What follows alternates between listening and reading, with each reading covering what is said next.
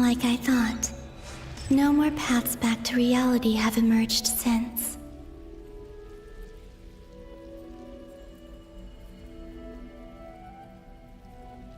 But how can I be sure that I'm going the right way without scenes from reality to keep me on track?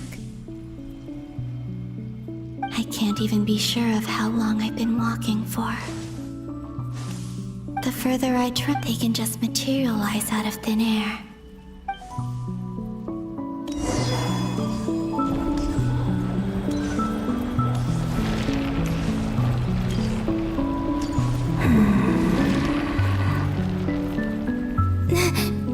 Is that the ray here of Sonari?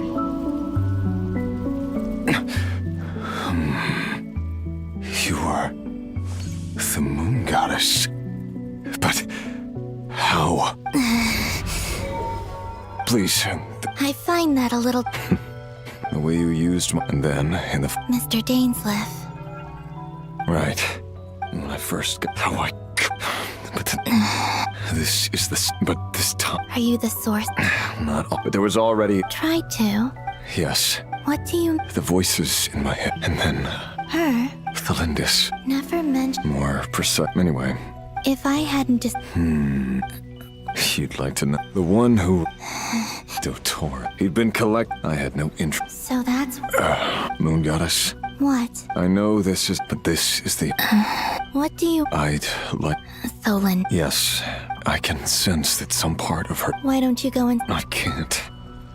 All I can see is... In return, I will click... No. I'm tired. What do you wish... Is it okay? Like the part where you... Love... We hid too much from...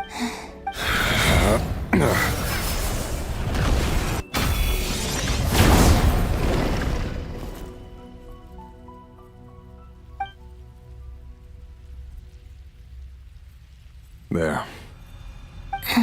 Even though Mr. Dainsleif felt he had... He said that you'd be... Why? Because...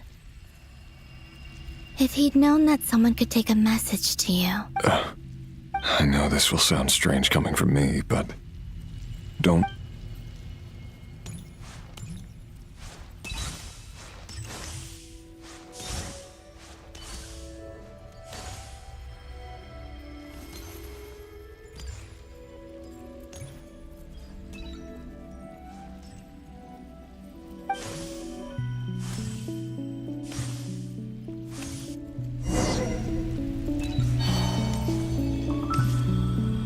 He kept his word.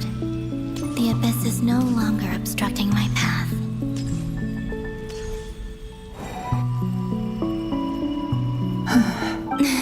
Is that the Lindis? Hello, Miss the Lindis. Who are you? You can call me Rerir? My Rerir? Is he well? He's... Better than he was? Others have had a rough... And I'm not just... So, Are you sure? yes. This is my opportunity to learn. I admire your courage. However, time is...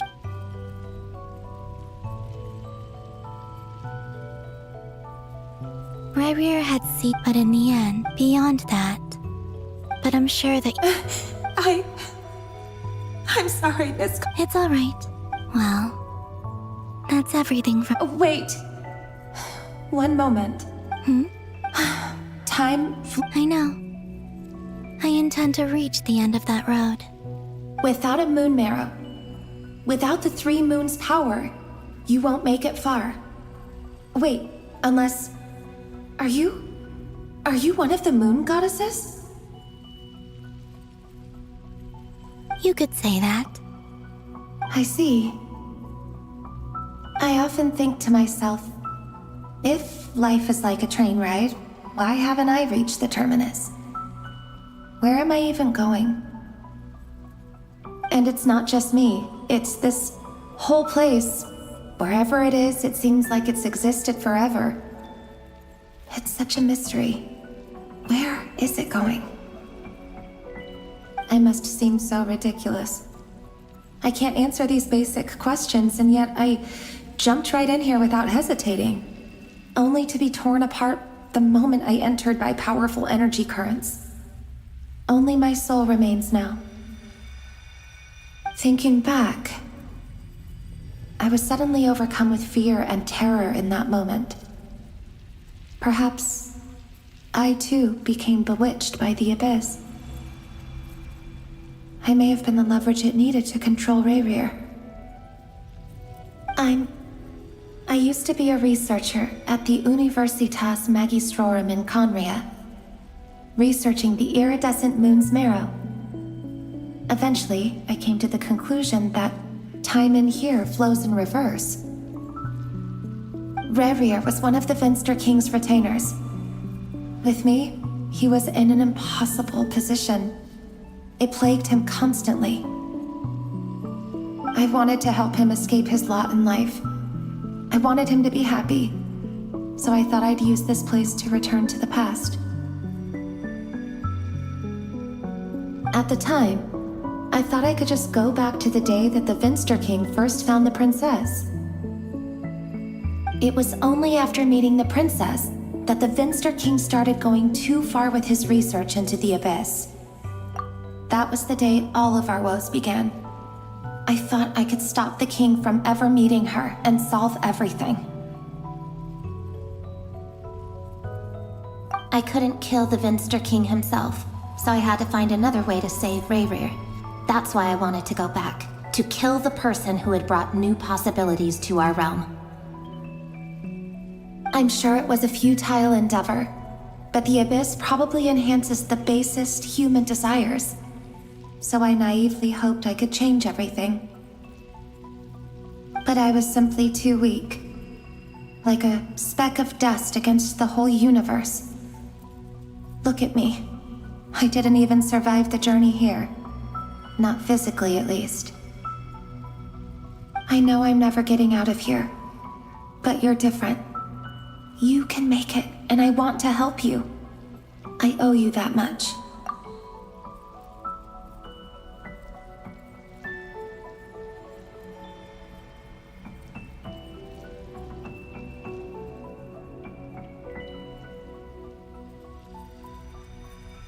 How do you plan to help me? Have you noticed the golden energy that exists here? Based on my past research and my observations since coming here, I believe they carry you forward faster.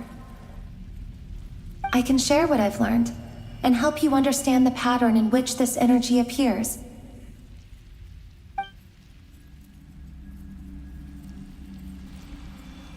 I think you just might... Now, I know you will be able to change the past. Also, I've been speculating about where this space ends. The documentation was scanned, but from what I know of the legends about the moons, the oldest ones seem to begin with Nibelung, king of dragonkind. I have no way of verifying any of it by this point, but if it's true, you might be able to reach that era if you keep walking. Understood. Thank you, Miss Thelindis. I'm the one who should be thanking you. If you hadn't entered this realm of everlasting death, what use would my deductions be? Thanks to you, they have some meaning.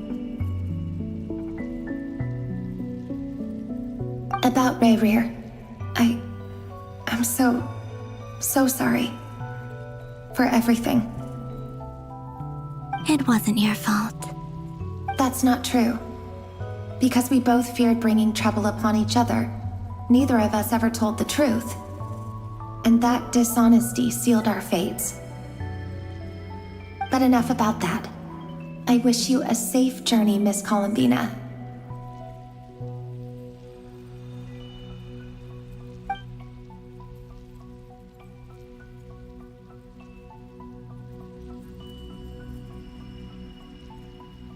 And may the outside world never have to experience pain like this again. Rayrir, you're there, aren't you? I cannot see you, because you exist in the future. I expect we'll be trapped in this prison of space-time for all eternity. But please, gaze upon the past, and then sit for a while. Let's find a place to sit down together, just like we did when we first met.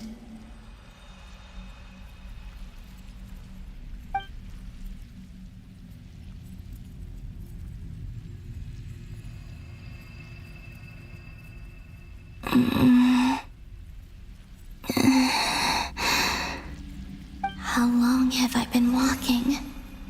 How much further till I reach the end? Is there even an end to be found? Everything's getting blurry.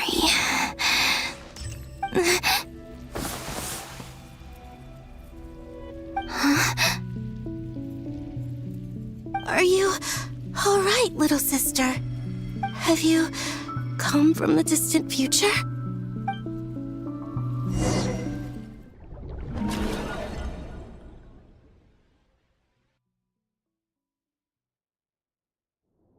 So, how exactly did the moons just disappear? Shouldn't it be a little harder to get rid of major creations like moons? The world is a vast and ancient place. On a certain scale, all life lasts for but a fleeting moment. Miss Nicole explained that the moon goddesses likely perished in the War of Funerary Flame. The moons themselves were also destroyed at that time, save for the Frost Moon, from which a new moon goddess was later born. Am I missing something then? 'Cause the stories say that the moon goddesses were born on the moon, but doesn't Columbina say she was born in Nodcry? Huh, you're right! Why do their birthplaces differ? What's the difference between the two generations of moon goddesses? Also, remember what Sandrone said? Her scans detected 4 moons. In other words, 4 moon marrows.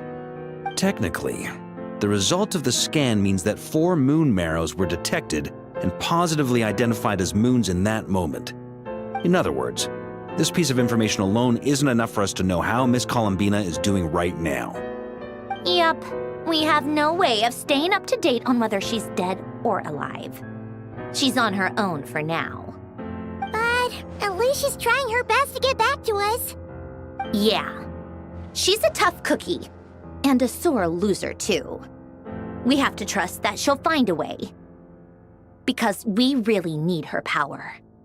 As much as it pains me to say it, we've got no chance of beating Dottore in a straight-up fight. He's much too powerful. It wouldn't even be close. That maniac is going to devour everything in his path until he reaches us. We need to find someone or something that can stop him before he does anything worse. I'll be frank. Our only hope of defeating this false god is with a real moon goddess on our side. I'm not just saying this because Columbina's a friend and I want her back safe and sound. It's just the truth. And I know that even she was no match for him when he attacked, but I don't have a better solution. We're not giving up on saving her, whether she can defeat Dottore or not. Right. Don't worry, Miss Sandrone. We're all aligned on saving Columbina. No one's trying to argue that we can only justify saving our friend because it will help save the world. This is about multitasking. We want to save both. So, she's more than just a moon goddess to you guys? Absolutely. Duh! She's part of the gang! And you are too, you know. Yes, I know. You don't need to labor the point. I knew that the moment I came running over with my documents that I was part of the in-group. I mean, if Arlecchino can fit in, I certainly can.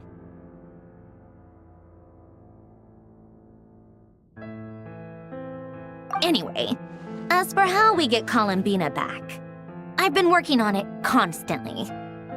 But I think I'm still lacking certain information about the moon. I'd probably get there if I could continue my calculations, but the problem is, I've run out of computing power. Computing power? You mean you need more energy? No, the issue isn't energy, it's processing power. There's so much data to get through that the whole process has just ground to a halt. That's a tricky problem. René de Petrichor of the Nazissenkreuz Ordo once foretold the fate of the world. But I don't know how he did it. My guess is that he used the primordial sea's power. However, that won't work for me.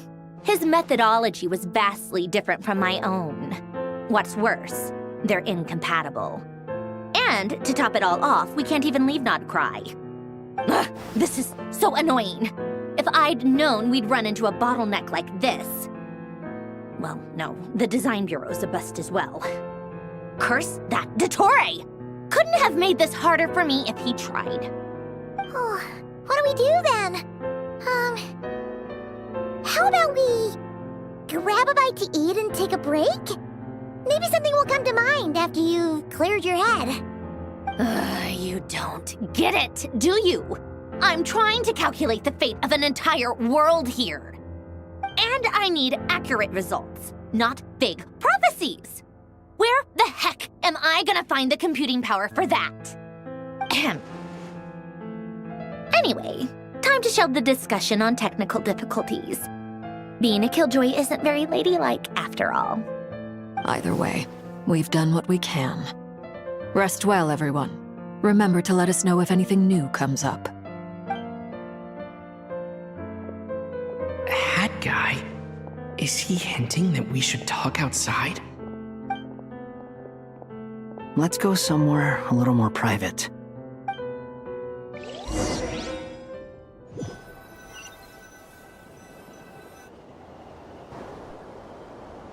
You know that Dory went back to Sumeru, right?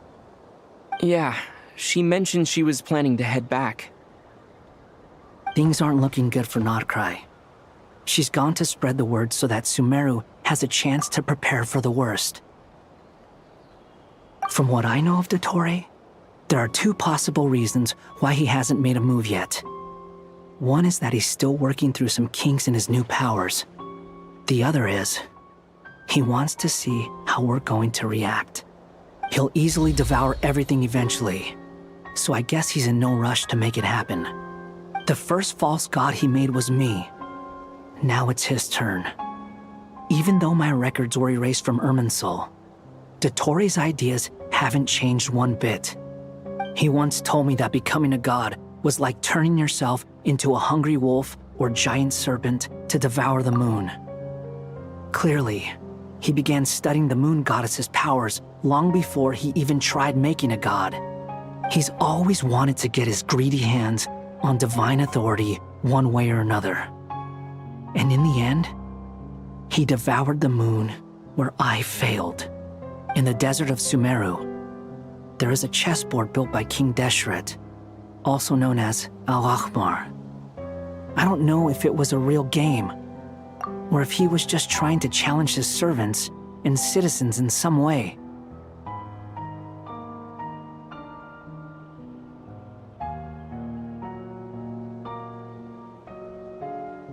But creating games and setting rules, gods do that as a matter of course.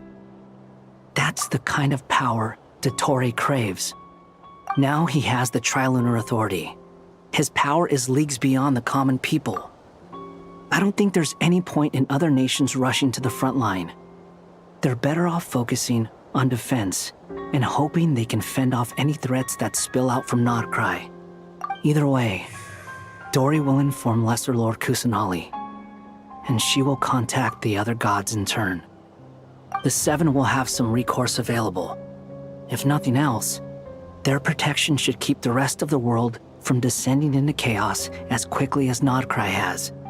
So on the bright side, even if Nodcry is doomed, your friends in other nations won't be in any immediate peril.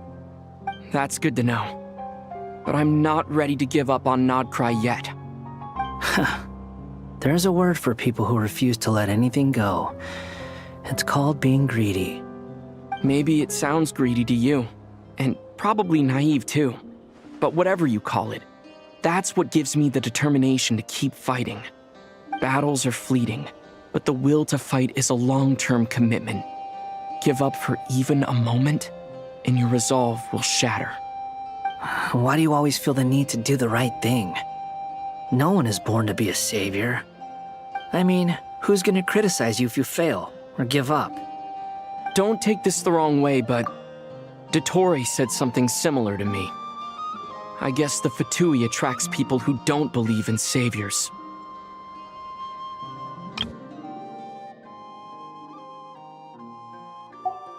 Not necessarily.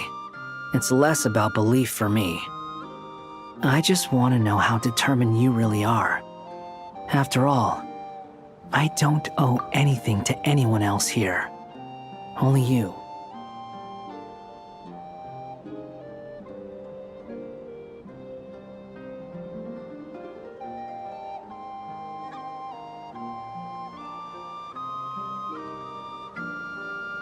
You look kinda worried. If your arch-nemesis was about to achieve their ultimate goal, I think you might feel a little worried too. That's true. Dottore is about to become an omniscient, omnipotent deity. That's gotta be a bitter pill to swallow. Still, you're calmer than I expected. Obviously. I have to admit that my past self was a reckless fool who misunderstood not only the point of revenge, but how to achieve it. And as much as I want my vengeance, I know I'm not gonna get it by acting alone.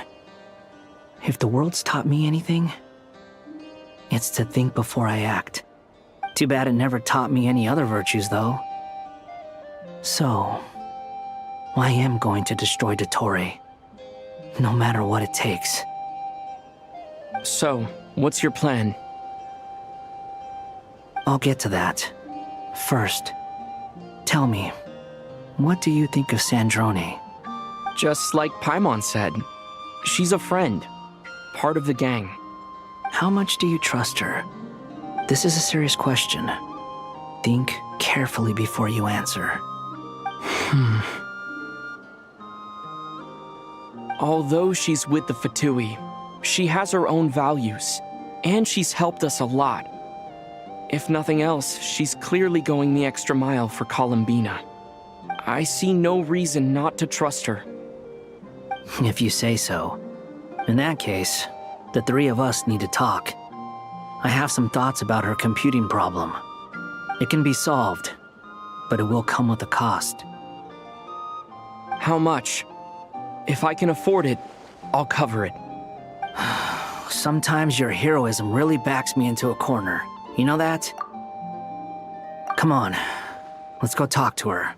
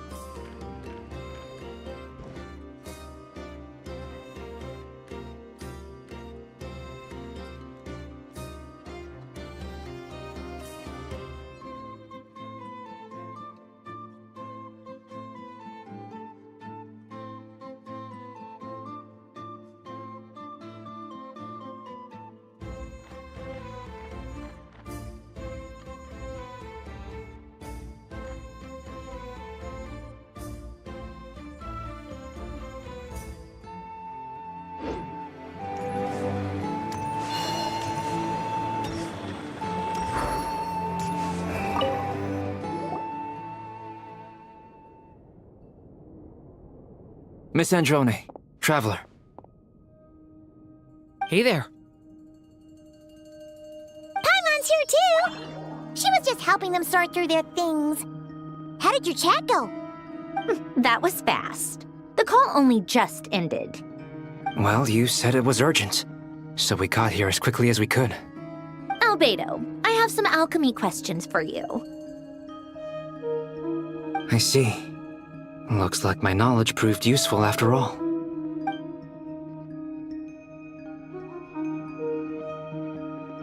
If I might ask, What is the end goal for the modified formula you'll be using? I needed to predict the future of the entire world. But I've run into some teething issues since trying to implement Renee's theory of the 4 Orthants. I see. I'll have a look at it. Still, computing power is the real issue here. How do you plan to solve it? About that, it's been sorted. Oh, with the Traveler's help?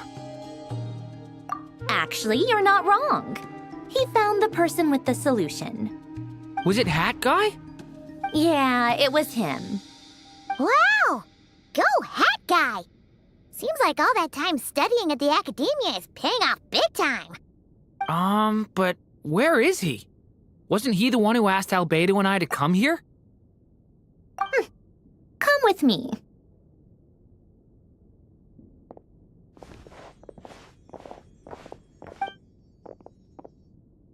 Hat Guy? What's happened to him? Hat Guy! Can you hear us? No response. I guess he's in hibernation. Hat Guy mentioned that he was a puppet. It seems that his functions are currently shut down. I presume this has something to do with the solution to your computing problem. That's right. He and the Traveler came to see me. Wait, what? You have a solution? Would you calm down? Why do you always react so hysterically to everything? Excuse me? How would you know? You shouldn't be so quick to judge complete strangers. It's very bad manners. Oh, please. It doesn't take that long to figure out that you have a temper. Where does a mere student get that kind of confidence? I've actually published more papers than you. Not that status counts for much. Even Paimon's applied for academia admission.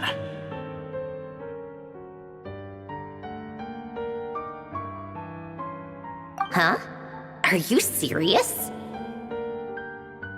See? This is why I can't be bothered to explain myself. She recognizes no one's skills but her own. Okay, fine. I'll hear you out. So, tell me, how do you propose to solve my computing power problem?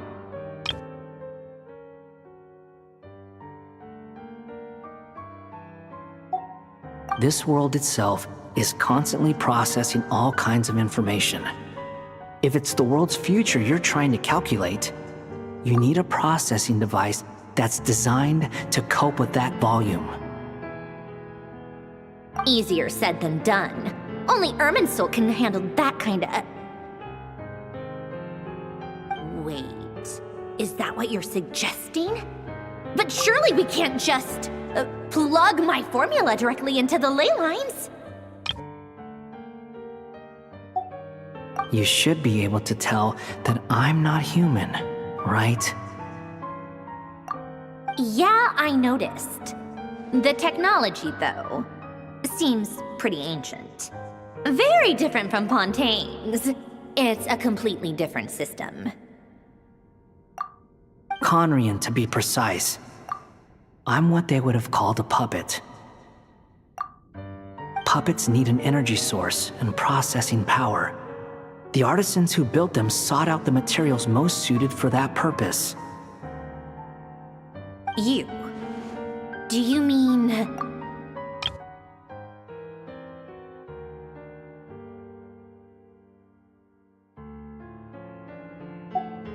The Traveler and I have talked it over. He's willing to vouch for you. So, I'll allow you to borrow my core for your calculations. It was built using wood from a silver white tree, which makes it a small part of Irminsul. Conrian technology and Irminsul wood. Who in the world could have built you? Are you sure about this? A puppet without its core will cease functioning completely. And if it's left in that state for too long, it might not recover. You could die if you do this. You do realize that, don't you? I can put 2 and 2 together, yes. No need to rub it in. I won't lie to you. This has never been done before. I cannot guarantee your safety. Doesn't matter. I'm prepared for the worst. Did you two actually talk this through?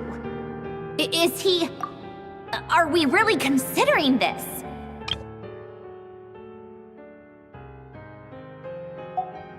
Yes, we discussed it. The bottom line is, he trusts me, and I trust you. Let's give it a shot, shall we? Honestly, I have no clue where this kid even came from. But for whatever reason, he lent me his core to use in my formula. I'm very close to finishing my calculations now, and the core is currently in use. So I'm sorry, but I can only show you a sketch right now. This is what the core looks like. A silver-white branch. It certainly matches the legends told about Irminsul. Is Hat Guy gonna be okay? He's not gonna die, right? Right? In theory, he should be fine. As long as we put his core back in time. Beyond that, all I can say is that I'll try my best to avoid risk and make sure the core doesn't sustain any damage. I think I know why you called us here now. Someone needs to watch over his body and make sure it's protected until the process completes. Correct. He said that the only ones he trusts here are you two, and the Traveler. And the Traveler will have other work to do. He will have our undivided attention. Aw, Hat Guy. On a more positive note, things are progressing steadily on my end. I'll call everyone in for a meeting once the results are out.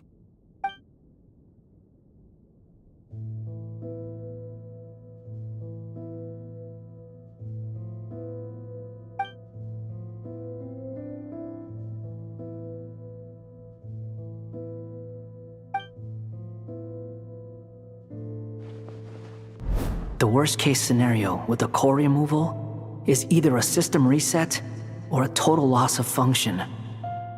But I'm not afraid. A quiet death should have been my fate long ago.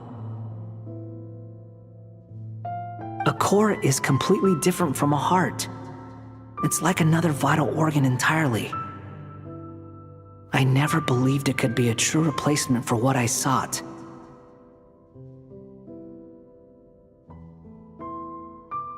But in the end, it turns out the core was more useful to me.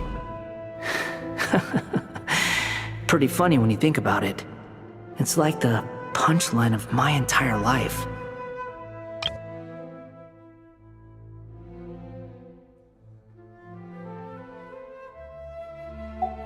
Do you think there's any difference between a puppet and a human?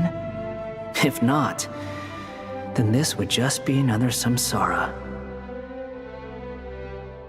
I have already experienced both a past life and a next life. Part of me wonders whether I'm only capable of making this decision because I've become a real human. What's with that expression? Isn't this a good thing?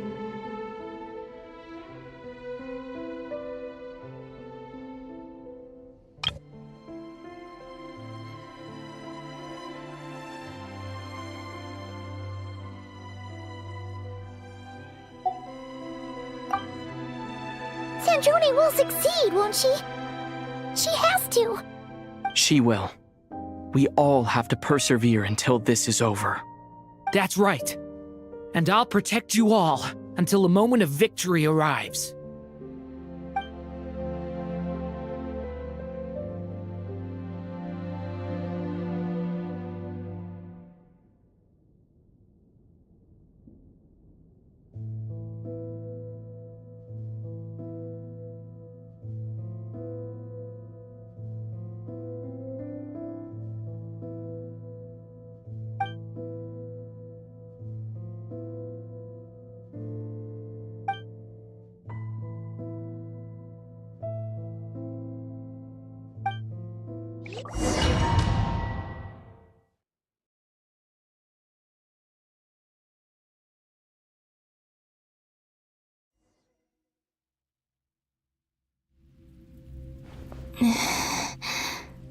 Who are you? Call me Sonnet. You have the same power as Canon. Sonnet. So, you're the goddess of the iridescent moon? Oh, goodness. You recognize me? Well then, what's your name? Columbina. Columbina Hyposelenia. Hyposelenia? What a lovely name. Did you choose it yourself? It was a joint effort between me and my friends. Friends? You mean your friends in the heavens? Huh? Oh, sorry. You must be exhausted. I apologize. Hang in there. Let me introduce you to my older sisters. Do you mean the other two moon goddesses? Arya and Canon? Wow, you sure know a lot. Hey, does that mean that our story goes on into the future? Oh, I guess that wasn't the best question to ask. It's alright. We were prepared for that possibility. You could say we were too prepared. I can't even remember how long my sisters and I have been here by this point. When did you get here? How long has it been? I can't say for sure, but it feels like it's been forever. I see. Are you feeling alright? You look a little unwell. I can hold out a while longer.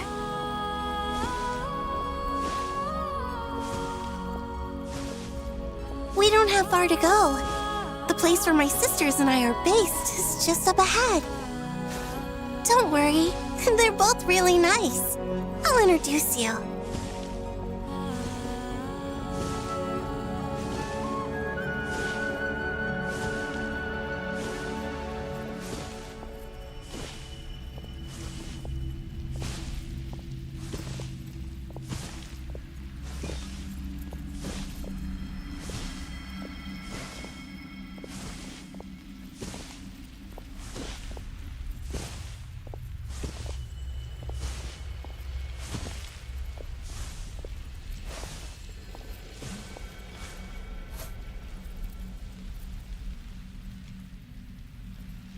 Sisters! I'm back!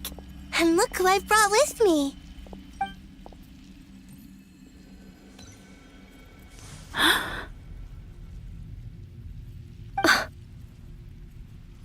It's our lovely little sister, born in the far future. The pleasure is all mine.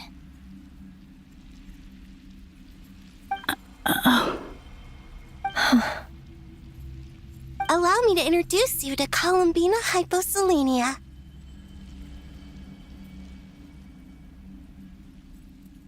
This is Arya, the goddess of the eternal moon. And this is Canon, goddess of the frost moon. Canon, don't you think Hyposelenia's power is similar to yours?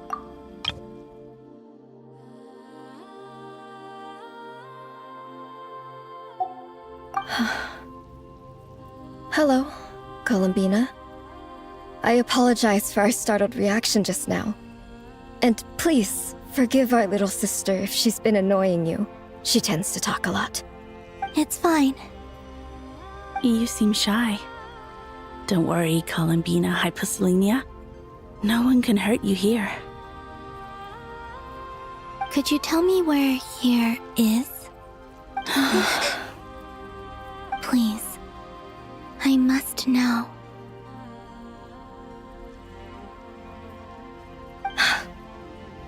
My dear sister, this is where Tevat's original ruler, the Dragon King Nibelung, imprisoned the moon goddesses. What? You're scaring her, Canon.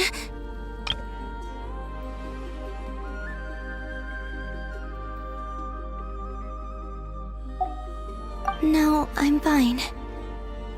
Please, continue. Nibelung, our original master, created us in the distant past to maintain Tevat. But he left this world and traveled into the dark universe beyond, to explore worlds vaster still. Day and night, we fulfilled our duty in the heavens, until the day that the first Descender arrived.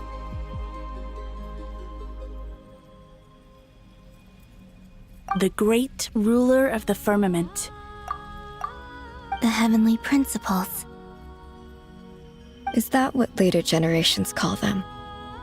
I see. But we did not reject them at first, nor did they seem to harbor ill intent towards this world. We coexisted in peace. They were like a guest in our home. Slowly, however, we came to realize that our guest had a growing desire to change and dominate the world. And you didn't stop it? No. There was an order to the rules they set up that Nibelung never taught us.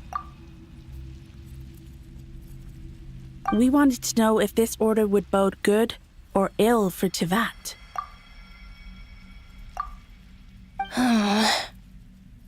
All right. Canon and I wanted to know.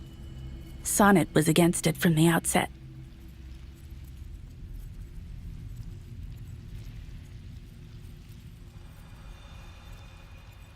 Later, we discovered that this great ruler of the firmament bore an almost paranoid hostility toward the desire of certain life forms to seek power. Or perhaps they feared them. They would even cast down celestial nails as manifestations of their power, to punish the civilizations of the world below.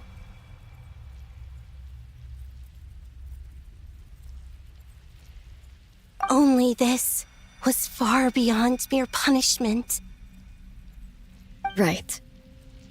Their rules brought order, but the price people paid for merely testing the limits of those rules was far too great.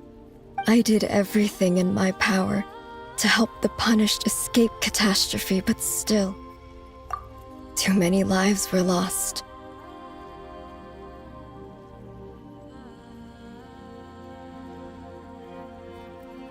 The ancestors of the Frost Moon Scions were some of the ones you helped. But just when we had decided to take countermeasures, the Dragon King, Nibelung, returned. And so began the War of Funerary Flame. So, that's the name the world gave that war in the future.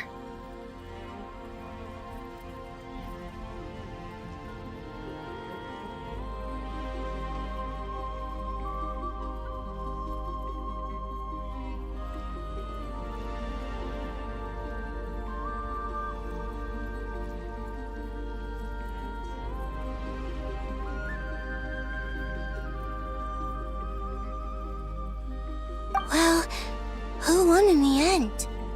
As far as I know, the Heavenly Principles won, although it came at a great cost. They remained in Tevat, where they continue to rule to this day. And the world's original master, the Dragon King Nibelung, was destroyed. And what of the moons? Are there still 3 moons in Tevat's skies? You can tell us the truth, Columbina. We know we are but remnants of a bygone age. We are prepared for the answer. Only the Frost Moon remains. But it has been cast beyond the false firmament by the Heavenly Principles. The eternal and iridescent moons were both shattered during the war. So death finally came for us in the end. Sonnet. But you're still here, aren't you? A moon goddess cannot live without her moon, Columbina. She's right. That's why I began to disappear. because the frost moon is cut off by the false sky.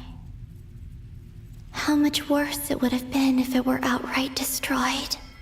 Our souls may endure within this lunar palace, but if our moons are destroyed, Then we shall disappear the moment we depart from it.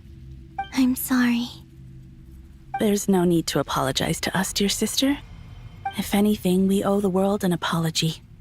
If only we'd decided to act sooner, rather than arguing amongst ourselves. all the more reason not to spend this time in regret and repentance. Instead, we should focus our efforts on how we might help our future sister. Sorry? Don't you see, Columbina, your story is not yet over. Is that not why you are here?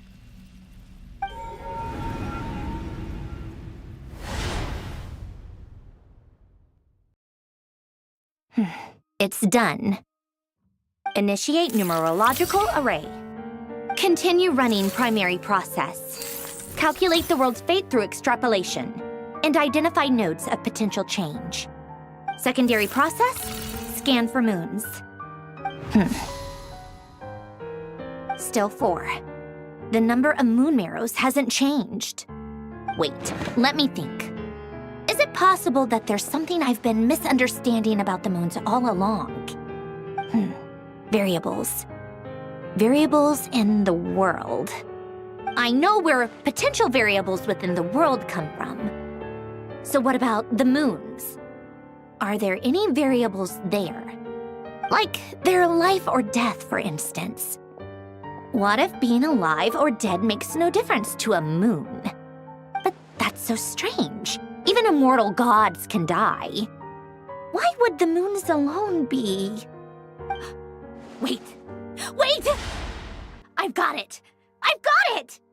If alive or dead is considered a variable, we might have had this wrong the whole time. No one ever said that a moon marrow equals a living moon. We just made that assumption ourselves.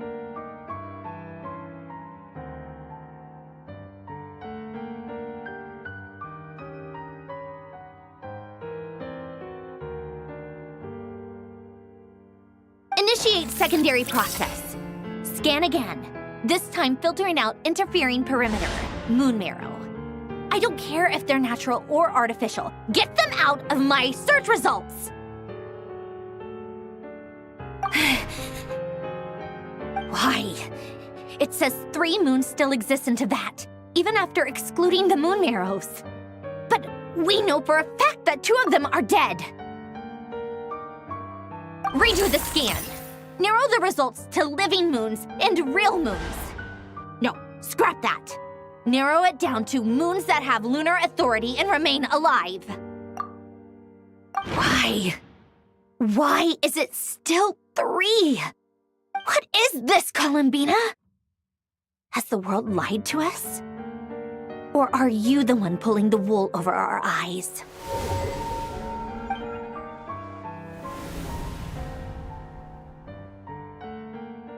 So, you think that the moon's reflection might be where Nibelung imprisoned the 3 moon sisters?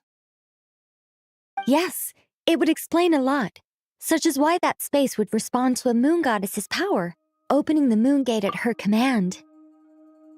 It would also explain why Miss Columbina has been unable to leave, and why time flows in reverse there. In the messages she sent, Columbina promised us she'd find a way to return. But we have no way of knowing how, when, or where this might happen. The fact that she still has yet to reappear in this world indicates that returning from that place is no easy feat. We cannot afford to simply wait for her. So you're saying, if she could return by her own power alone, she would have done so long ago? Yes, she certainly wouldn't leave it to this late stage when it's so touch and go. I've been giving this some thought. And I've come to believe that Luanatar might be an anchor that she left behind, as a sort of future waypoint. This could also explain why Luanatar is always by the traveler's side. Sounds like a plausible theory. If that's the case, there must be some criteria we need to fulfill to allow Columbina to return to the present. The question is, what could they be?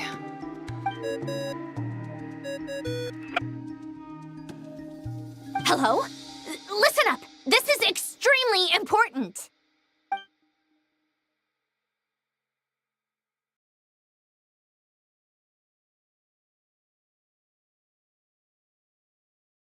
Not only is Columbina alive, but she may well exist in a form unimaginable to us.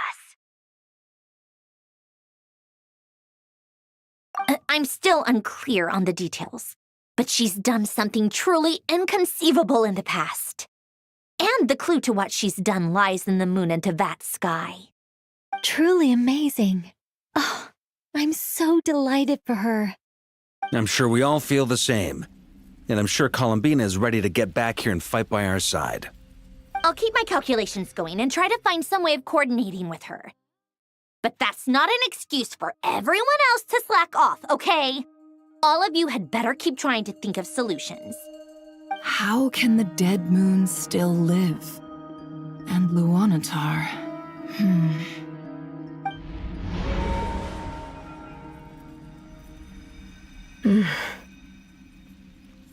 It's hard to believe that's what will happen in the distant future. Our authority is linked to the most fundamental rules of Tevat. I suppose it's no wonder that many would covet that power. I didn't realize that when you said friends, you meant people who live down in Tevat. That's so lovely. I always wanted to go down there and have some fun.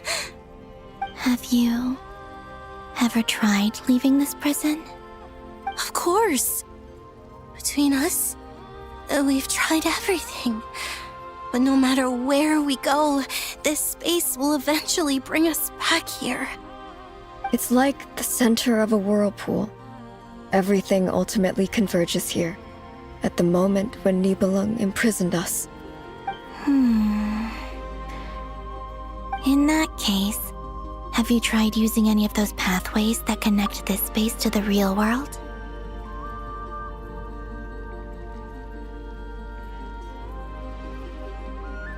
Sorry?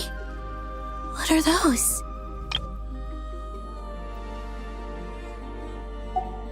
They're passages through which you can make small-scale changes to reality by using Kuvaki. Or am I the only one who can use those passages? Because part of my soul remains in reality. Kuvaki. What is that? You don't know? It's a unique kind of elemental energy found only in Nodcry, the land from which the moons arose. Oh. Well, it's true that the moons first rose up from the part of Tevat you say is called Nodcry. But there is no difference in the elemental energy between there and anywhere else. What? Could you show us some of this Kuvaki hyposelenia? Maybe if we see it, it'll make more sense. Okay.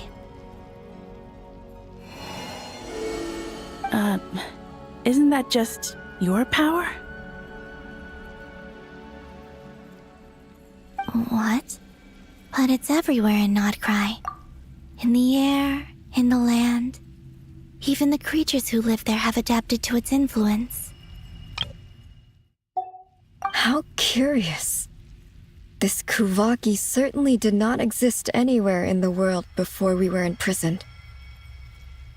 Let alone influence living creatures. So, how exactly does it affect them anyway? Can they float in the air like us? This is so strange. Why would their reality differ so much from mine? Columbina, you're looking for more than just a way out of here, aren't you? Yes. If I am to help my friends, I will need tri-lunar authority on par with that of our foe. You mean... you'll need our power? This sounds extremely risky. The Three Moons' powers are not mutually compatible. Concentrating them into one goddess will be a very painful process. And if anything goes wrong, it could tear you to pieces. I know. But I'm willing to take that risk.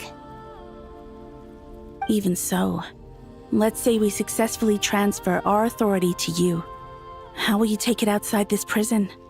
Niblin constructed this realm specifically to prevent us from using our powers to interfere in his war. No moon goddess can leave this place alive. What if I don't leave alive?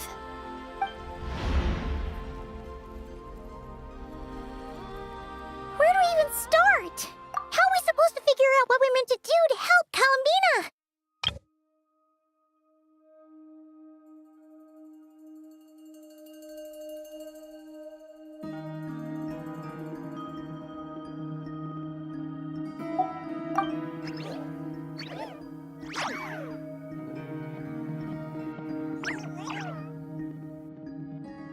Columbina? What do you need from us? If she really got to the beginning of time in there, how do you think she'd leave us a message?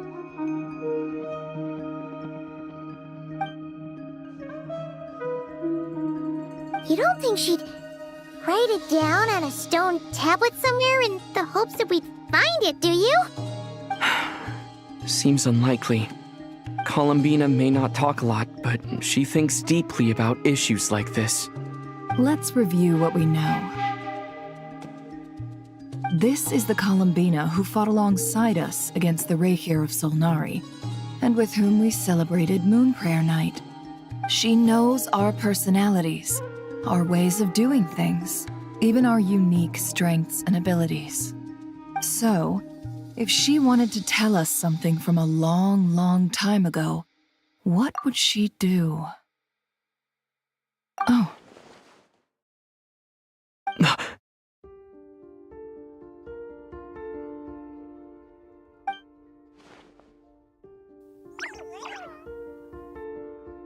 Traveler, you once said that those golden ripples also appeared when Luanatar was born.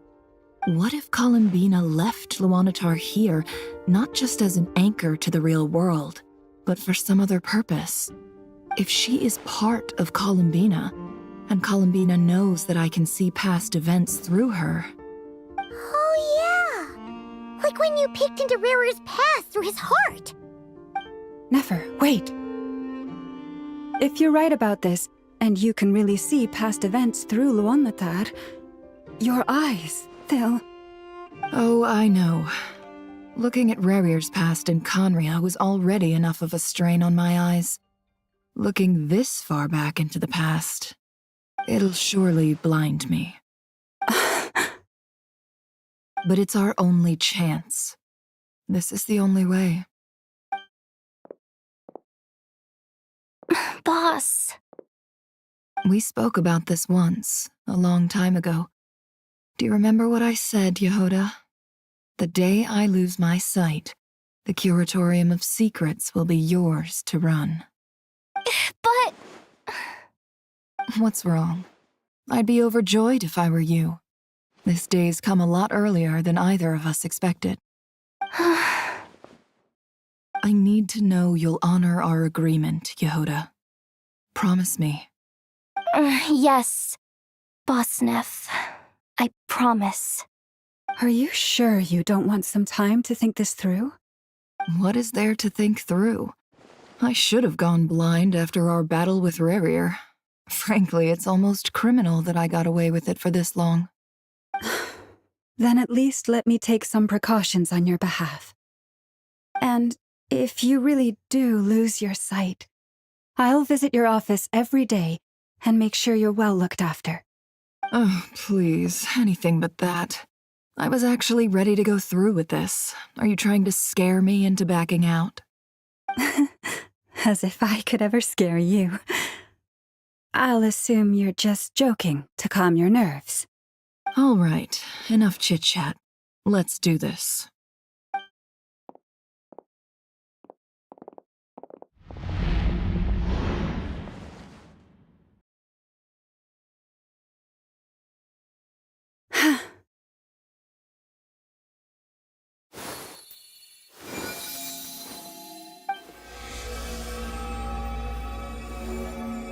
All done. Good.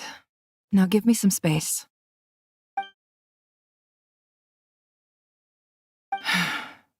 Come on then, little one. Show me what happened in the past.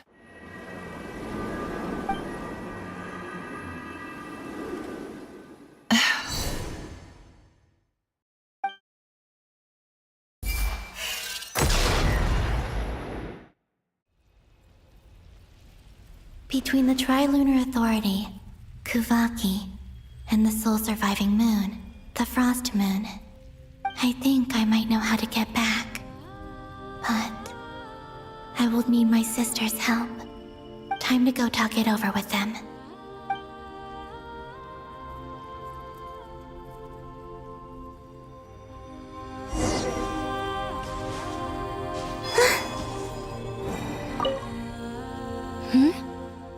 Have you decided what to do?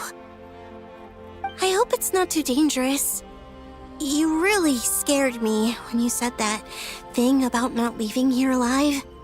Come on, let's go find the other two.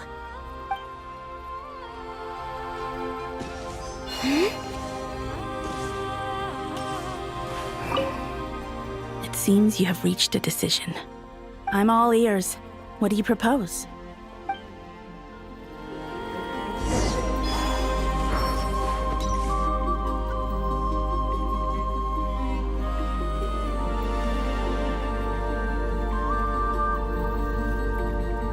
Have you figured it out, Columbina? Tell us, how do you plan to leave this place? I intend to die here, in this moment, and then be reborn in the future with the help of my friends. What are you saying? How can the dead be reborn?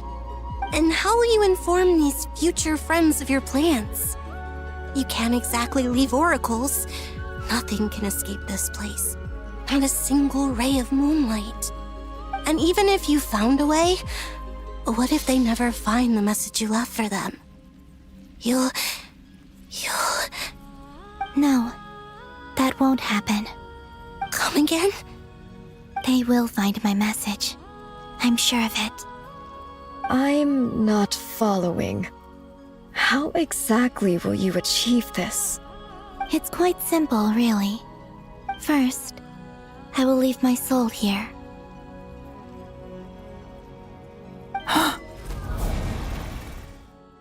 I see it. Your soul? You mean your divinity? Yes. I once left a portion of my soul in the future. One so small that this prison barely noticed anything. In this very moment, she can resonate with my soul across time. When the time comes, I believe that she can serve as an anchor to pull my soul from here back to the future reality.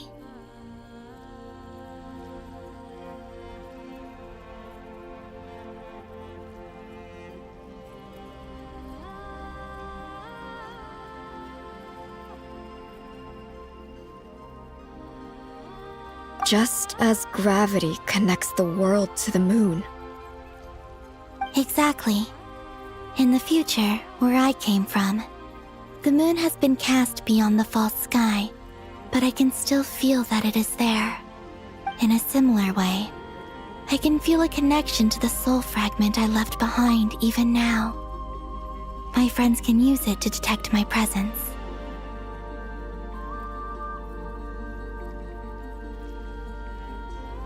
But how do you just leave your soul here?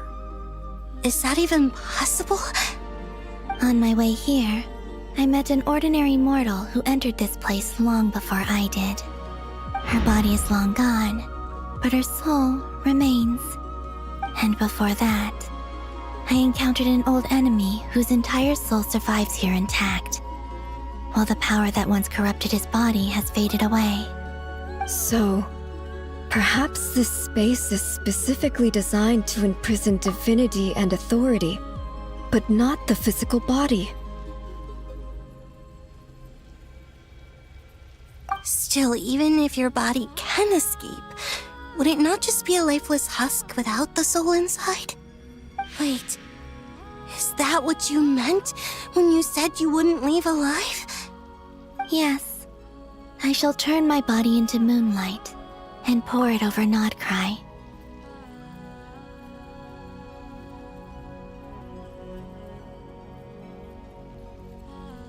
That power shall protect the land and quietly blend into it, awaiting my soul's return in the future.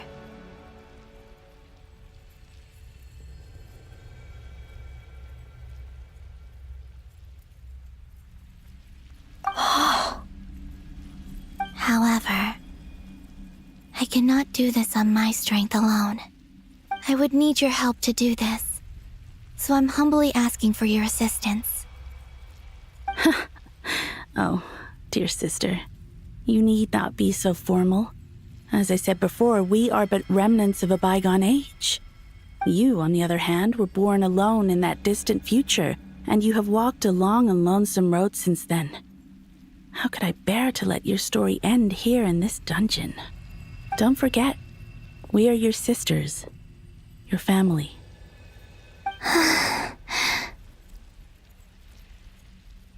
Arya's right. Actually, I've always wanted a little sister.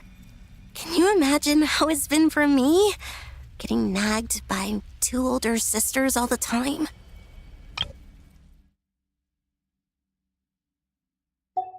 Now, I finally get to be the big sis. And not just that, but I get to help you return to your world, too. How could I say no to that? Sonnet. Canon?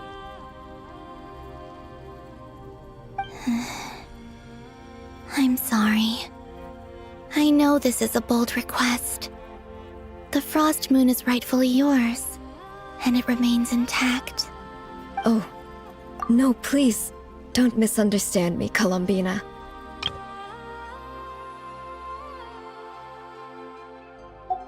I was just thinking back on the years that the 3 of us once spent together. You cannot imagine how happy I am to hear of the future world you describe.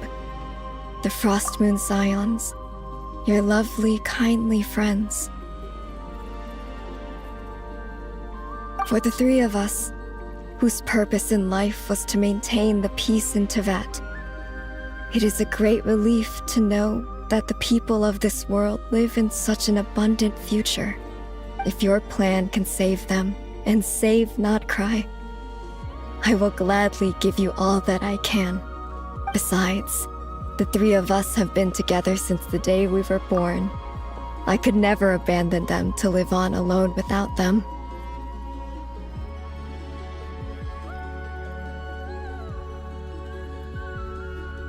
Canon. Still, I do have one question I would like to ask you before we proceed. Certainly. What is it? Why do you cover your eyes?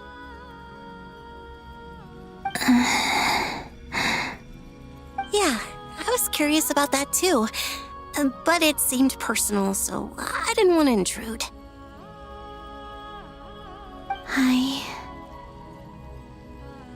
There was a time when I refused to look upon the world.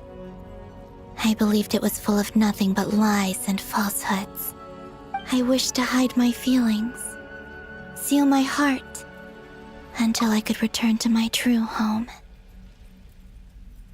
I see. Perhaps that decision saved you from ever having to see the false sky again. But at the same time, you likely missed out on many true and precious things, like the smiles on your friends' faces.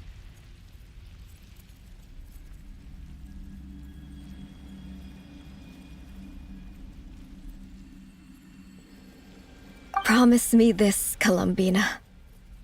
When you return to the future, open your eyes, take a look at the world around you, and see your friends, I'm sure that you know this already, given that you long to return. But that is your true home.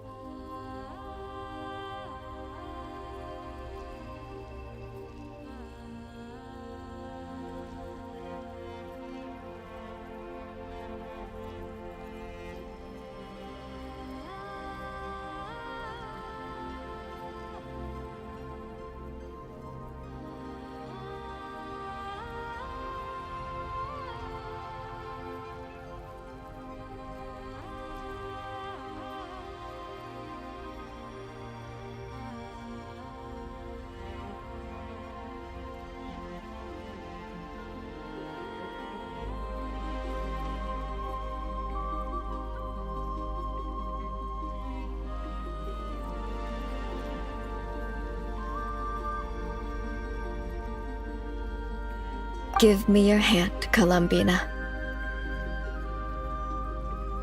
Aria, Sonnet, you too. Okay. All right.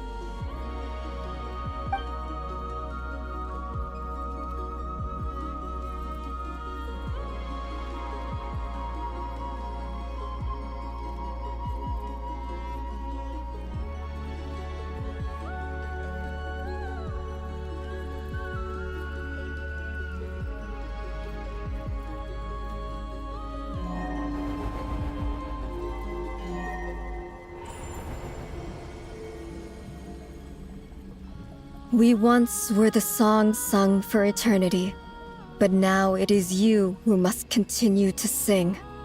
We once were the tides in the great river of time, but now we subside, and you arise. We were the messengers of madness and inspiration. But now, the lies have faded, and your truth must endure. We are souls awaiting the sun. You must return to be with those who smile when they see your face.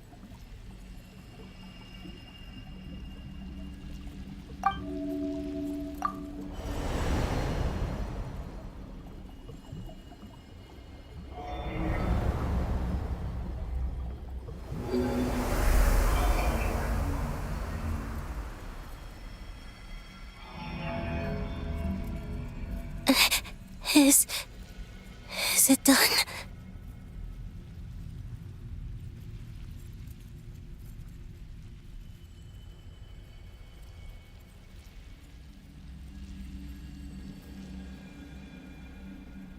Yes. We have transferred the authority over all 3 moons to Columbina Hyposelenia. From this moment on, she is the Tri-Lune Goddess, the one and only moon goddess of this world.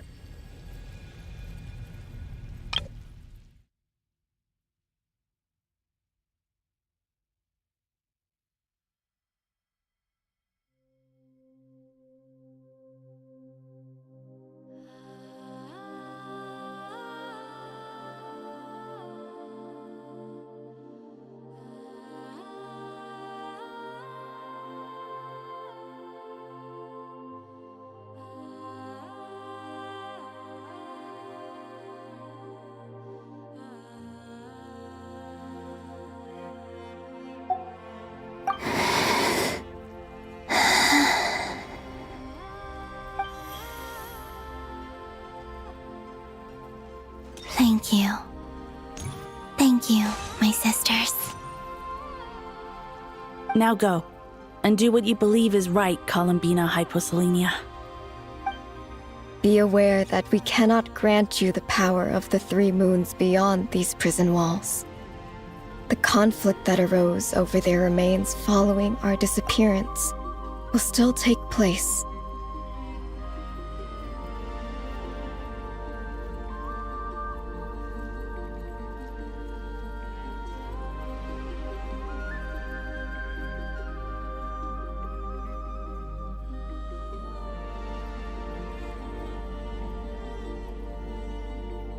I understand. Sisters, oh, my body. It feels... Now that we have given up our power and authority, our bodies are merely mortal shells. This prison is dissolving them as we speak. It's okay, Sonnet. The end must come for every god, just as it does for every human. That's all this is. The final destination of our lives. Canon and I will be by your side the whole way. We have one final request, Columbina. Could you use the Three Moons' power to send us back into the real world?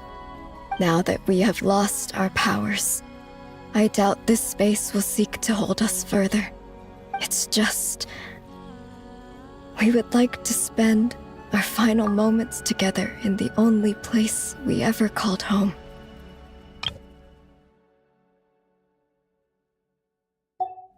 Of course. Gladly.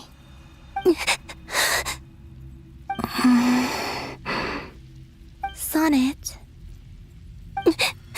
Yes? Don't... I wish I could tell her not to give in to the abyss. Not to be afraid. But is this really what I should say at this moment? Don't forget. I'm so glad to have a big sister like you.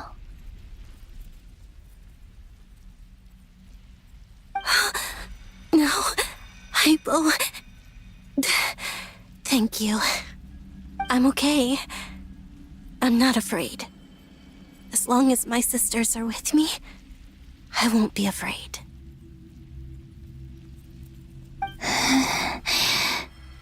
It looks like this is goodbye, sisters. Goodbye, Columbina. Take care of this world in our stead. I will.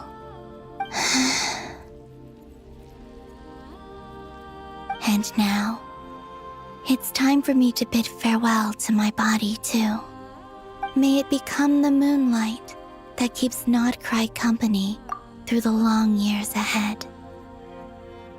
So this is why Nodcry was not always home to Kuvaki. It only appeared after I poured my body out upon this land, and only this land. Kuvaki responds to me because it is me, my body, answering the call of my soul. And the golden energy I've encountered on my way here was, in fact, that very soul, which I am about to leave here to guide me. O power Trilune, eternal moonlight. I, Columbina Hyposelenia, lay aside my body. Let it be cast into the dark night to illuminate the future. May it be a companion to all who dwell beneath the moon.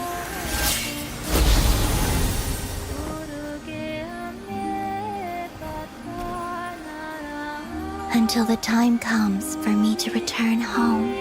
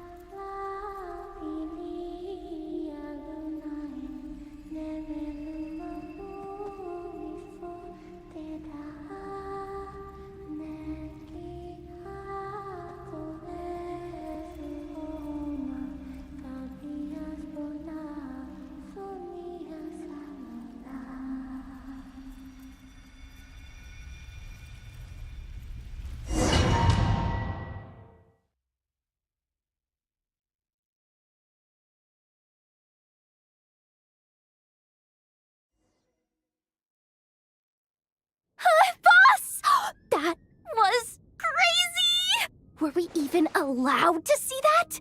Is anyone? Oh, can you still see? How many fingers am I holding up? I see 2 fingers, and a look of sheer terror on your face. Truly astounding, Miss Nefer. Your eyes have glimpsed the very ends of the world, and yet they remain as sharp as ever. Or is the credit for this miracle due to Miss Lauma? It seems that even time itself is no match for your medical skills. Surely you jest, Mr. Flint. I suspect we have Columbina to thank. She must have realized the immense toll that the ritual would take and purposely set aside some of her power in the past to protect Nefer's eyes when this moment arrived. There is always a great price to pay for witnessing the truth, but it seems that this time, Columbina has shouldered that burden on our behalf. She chose the perfect method of getting a message to us. Though her eyes were always shut, she was clearly so perceptive. She knows us well, exactly how we would think and what we would try. Despite being separated by time and space, we're seeing the same possibilities and seizing the same opportunities. We still don't even know if she's okay right now. But as long as there's a chance we can do something, we'll fight to make it happen. We'll get you back somehow, Columbina.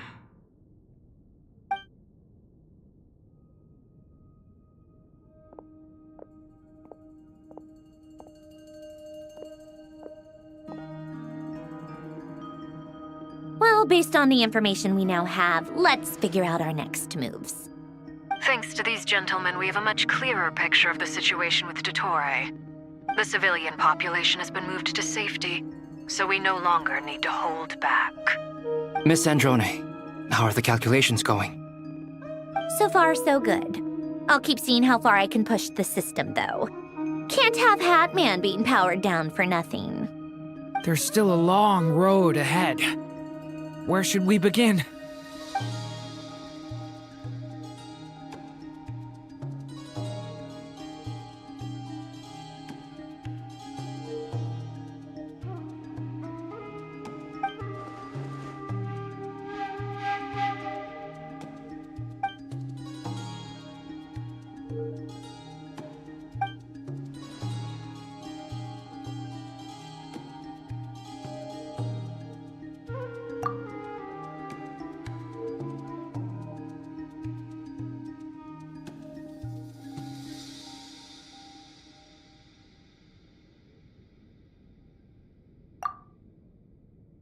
Our plan is clear. Time is short, so let's get moving. There's just never enough time, is there? Time is the bane of my existence. Ugh. Anyway, I'm gonna get back to work. All right, we'll do our part too. Yeah.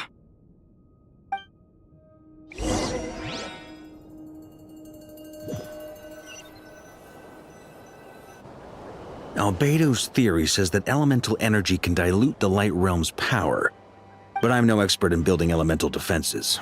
Sounds like something out of the advanced elemental theory section of the library. Whew.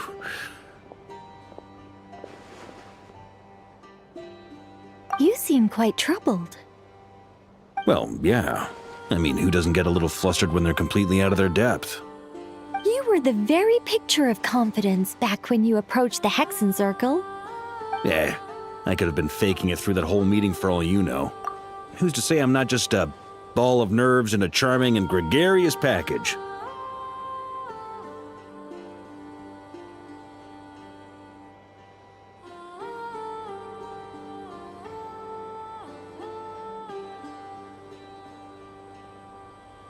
Oh gosh, really? I'm so sorry, I had no idea. Well, you're all the braver for it. Still, I was much more in my comfort zone than I am here. At least in Mondstadt, you can cry for help from a cliff top and actually stand a chance of summoning Barbados himself. Things have never looked bleaker than they do now. If we don't pull this off, Tevat's doomed, isn't it? Oh, you think so? Actually, yes. Yes, it probably is.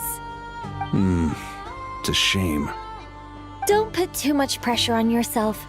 Tevat has faced annihilation many times in the past, but it also gave us you, didn't it? Hey, don't give me that. It's not like I'm anyone special. I disagree. Every human born in this world is special. We angels have always believed that. In that case, this humble human being has a big favor to ask of you. I thought you might say that. I'm sure Alice, in her great wisdom, sent you here precisely to help us in this difficult time, yes? Well, that has less to do with her wisdom and more to do with my power. Of course, of course.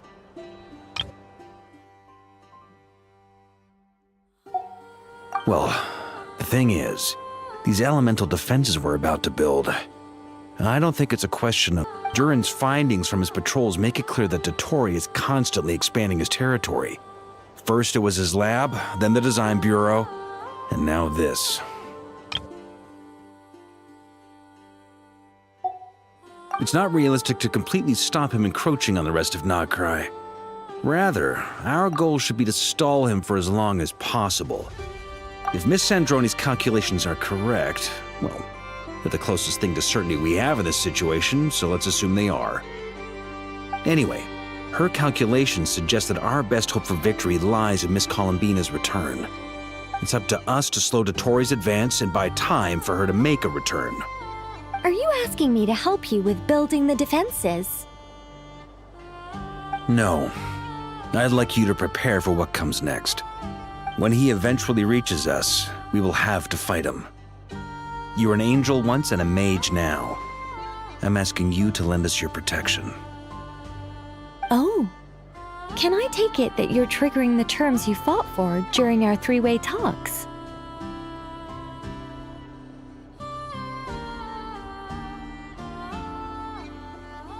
Well, technically those terms were about protecting Mondstadt.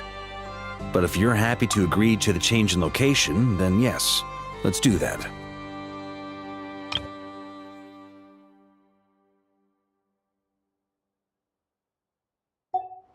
You're cashing in on this much sooner than I'd imagined. Well, yeah. The way things are going, I might not get another chance. Very well. The mages have heard the knight's plea, and we will respond. To tell the truth, Alice and I had already discussed how we might help you all, so I didn't come empty-handed. I always like to be prepared.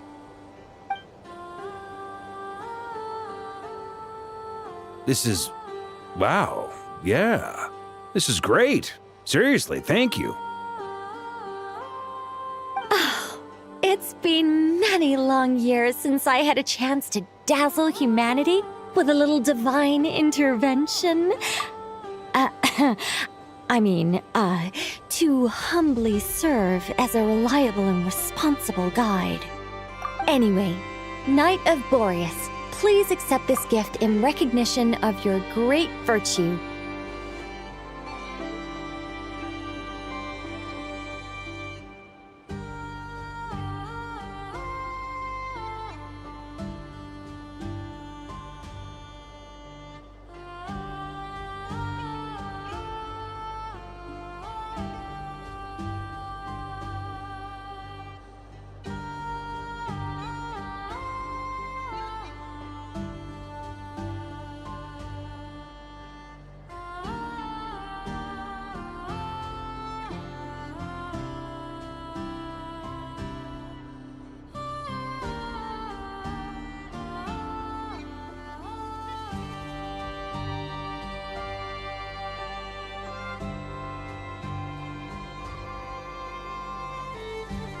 Go now. May the angel's blessing deliver you safely to your destination.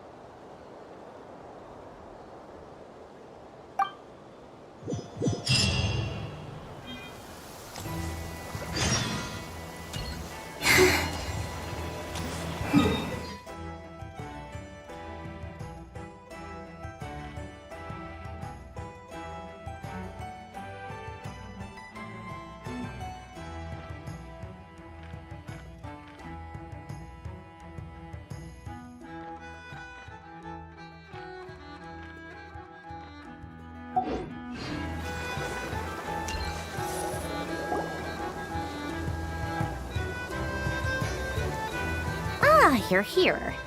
Sandrone! How are things going? Glad you asked. You two are about to become the first people to lay eyes upon my masterpiece. Or should that be the first person and the first, specter? Hey! Whatever. Come, feast your eyes on this. Wow! We've never seen something like this before! This meter displays the progress of my formula. Currently, it's still making the most important connections. Once it's finished running, I'll deliver it right to your side. And then, we can finally bring Columbina back.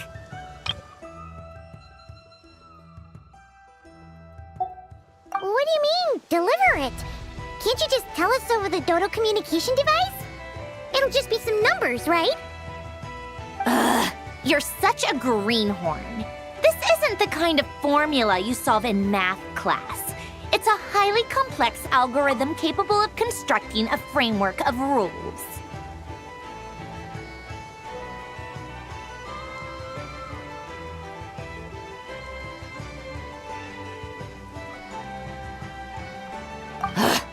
Whatever.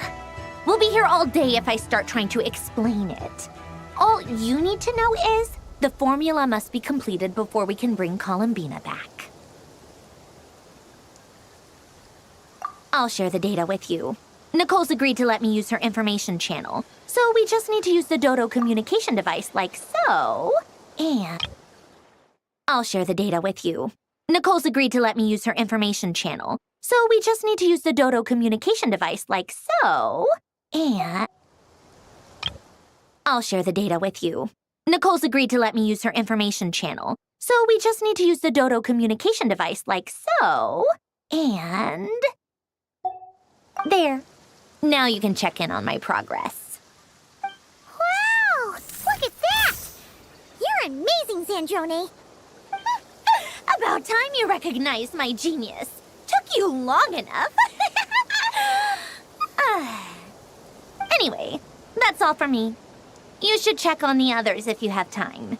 Make sure we don't have any weak links in the chain.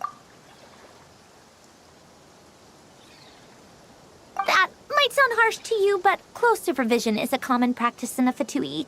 Not looking to catch anyone out. I just care about everything going smoothly. That's all.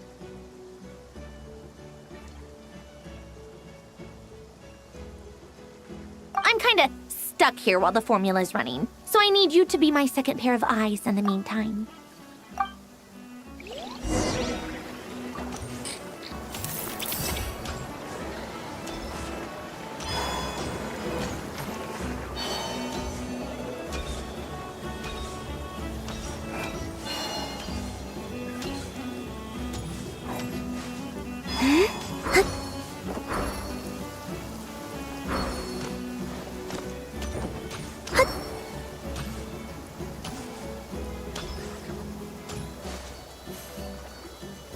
Thankfully, Miss Nicole has come to our aid. Nasha Town is now looking very well defended. Golden Flame. Yes, that's Nicole's power, all right. Based on the latest message from Grandmaster Varka, it sounds like they've reached an agreement. The situation should be more stable with her assistance. Everyone will have at least some degree of protection. Albedo! Durin! Hello there, you two. Are you well rested? That's good to hear. As per the plan, Albedo and I will be in charge of Nasha Town. As Dottoro's energy field expands, it's creeping ever closer in that direction. But we will do our best to hold our position. We fought side by side many times before, and always with great success. I believe this time will be no different. So don't worry about us. Focus on fighting Dottore.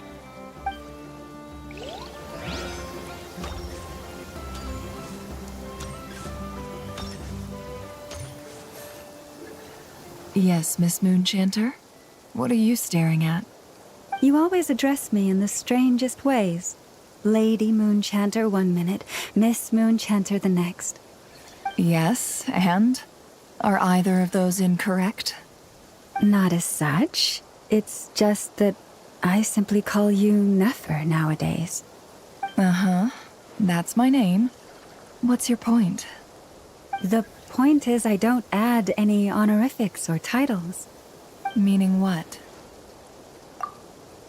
That maybe we're on friendlier terms now than we used to be.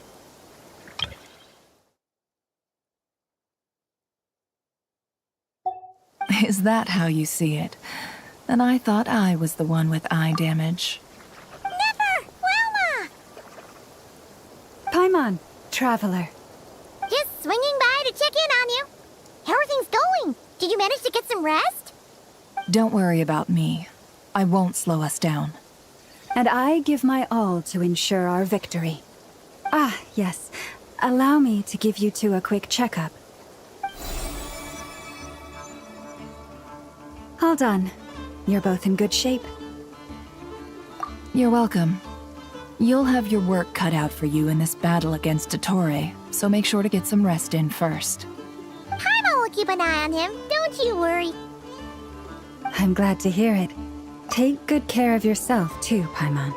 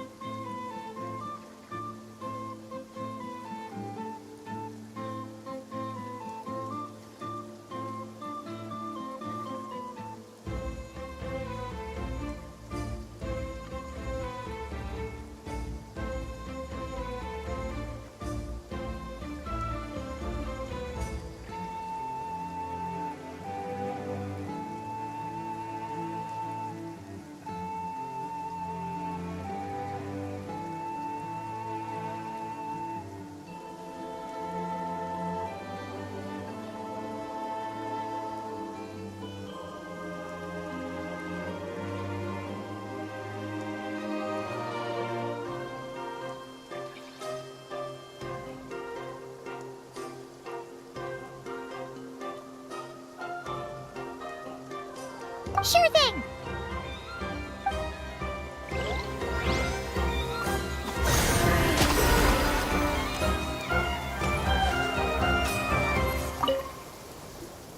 Traveler, Paimon, a pleasure to see you both. Flans! How's everything coming along? Fairly well, if I do say so myself. Personally, I am ready to confront Dottore head-on. Ooh, you sound much more serious than usual. To be honest, I am not usually fond of exercising my full strength. For one thing, it's hardly conducive to maintaining a low profile. Besides, I believe one should have the right to choose when to show their hand. I am conserving my strength until the moment of battle is upon us. Anything to boost our chances of victory. Seeing you get into the zone like this really puts Paimon at ease. Huh, Traveler? I consider it an honor to have your trust.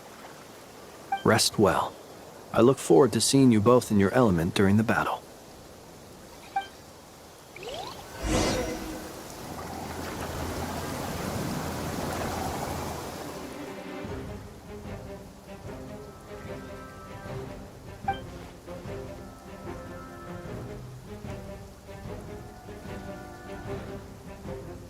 Here they come. That's quite a horde. As we expected. Get ready, everyone! Take your positions and prepare to engage. Let's begin. I'm at the ready.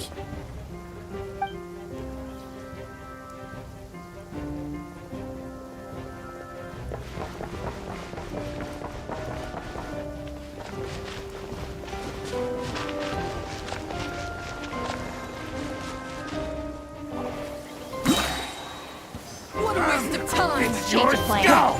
Yeah! Close your eyes. To dust. Do you fear the dark? Another one. Be silent. Five. To dust.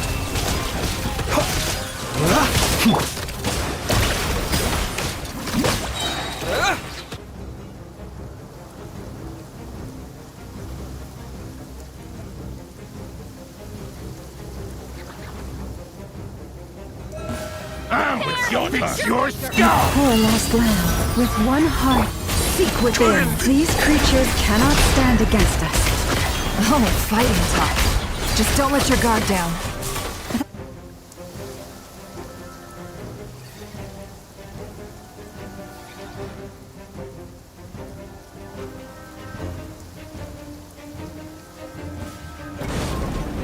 Coming to be! Witness my great undertaking! Devouring claw! Stay away from me!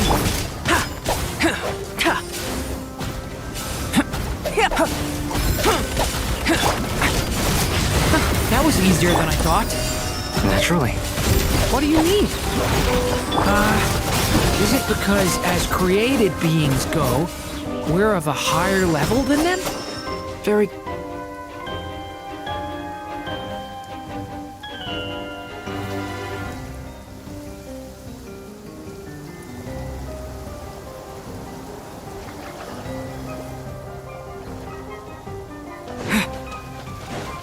Bombs away!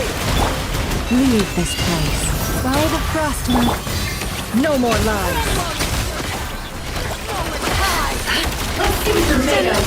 People have always used fire to drive away wild beasts. Wouldn't a lantern work just as well? You read my mind, my dear friend. I was just about to say that. All right then, dear friend. Bring the light! Close your eyes. To dust.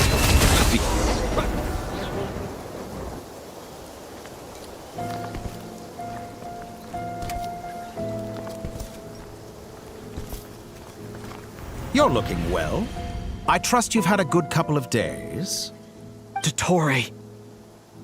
It's actually a good thing, in my view. If the subjects of my experiment were to die prematurely, it would throw quite a wrench in the works. And so, I must thank you all for your resilience. We are no longer on the same level, but you are nonetheless worthy of my respect. A creator god should be merciful and gracious after all. And in any case, it is only right that before I end your lives, the world is informed of the arrival of their new god.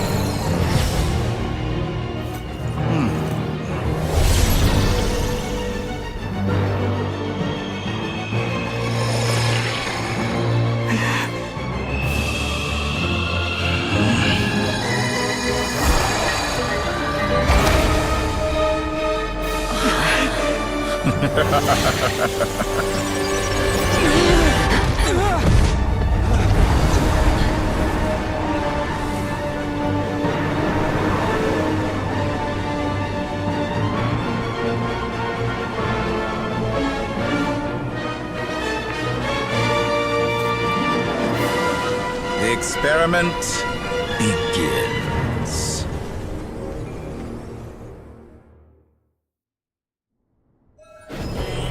With the marrow of the 3 moons in my hand, behold the false moons fall!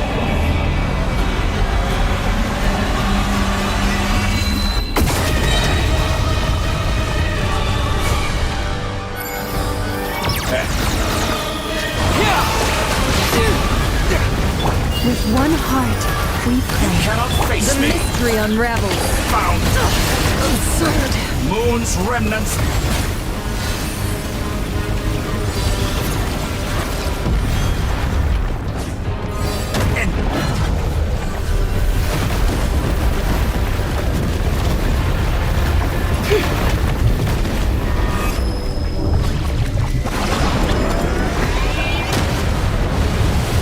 Did you honestly think that would hit me?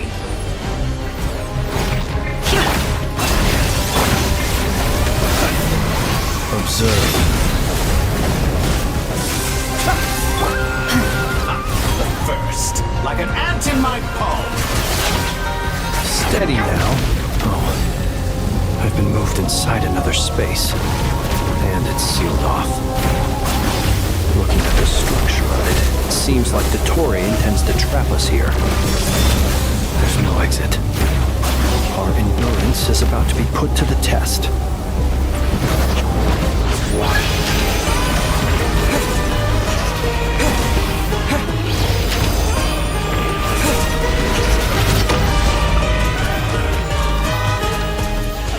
Entropy.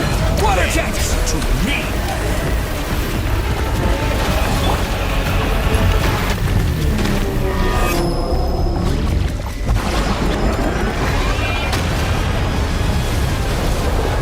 You cannot face me.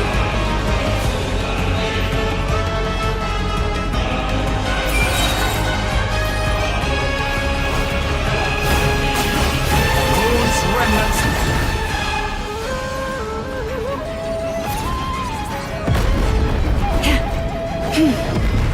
With the marrow of the 3 moons in my hand, behold the false moons fall!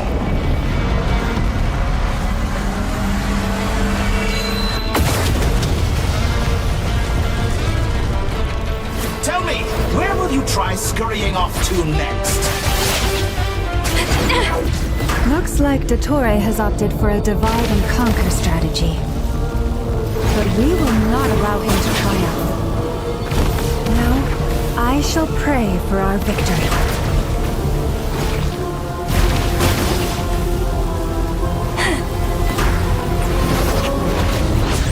Entropy bends to me!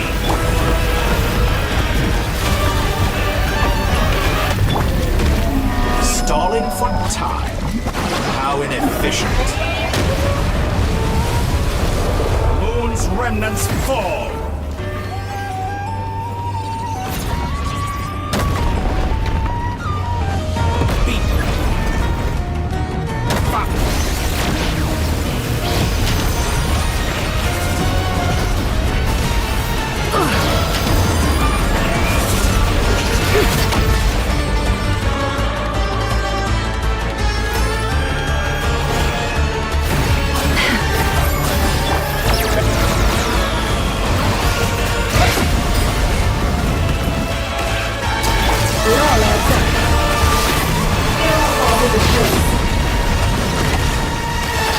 Did you honestly think that would help you?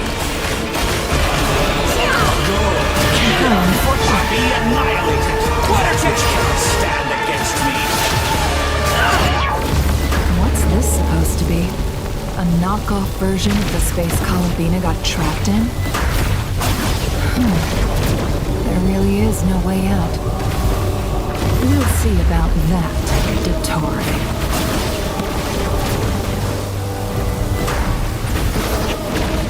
Pathetic. My apologies. I had not intended to take your teammates from you. But you have a choice now. Obey, and I can release them. An excellent deal, if you ask me. Won't you consider it?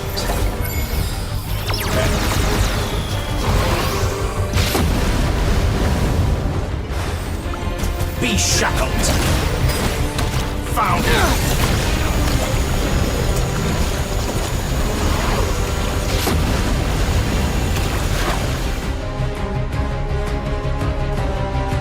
I'm aware you've been working on some little tricks to surprise me with, but it appears that none of them have come to fruition. My guess would be that you're trying to bring Columbina back. But then, where is Sandrone? Or are you trying to buy time for her? I always found their friendship to be a curious phenomenon. Two highly incongruent personalities, and yet they share a deep connection. Speaking of Columbina, I once saw her as like a younger sister. We got along quite amicably while she was with the Fatui. But then one day she suddenly decided she would refuse to take part in any further experiments. To this day, I truly don't understand what I could have done to upset her so much.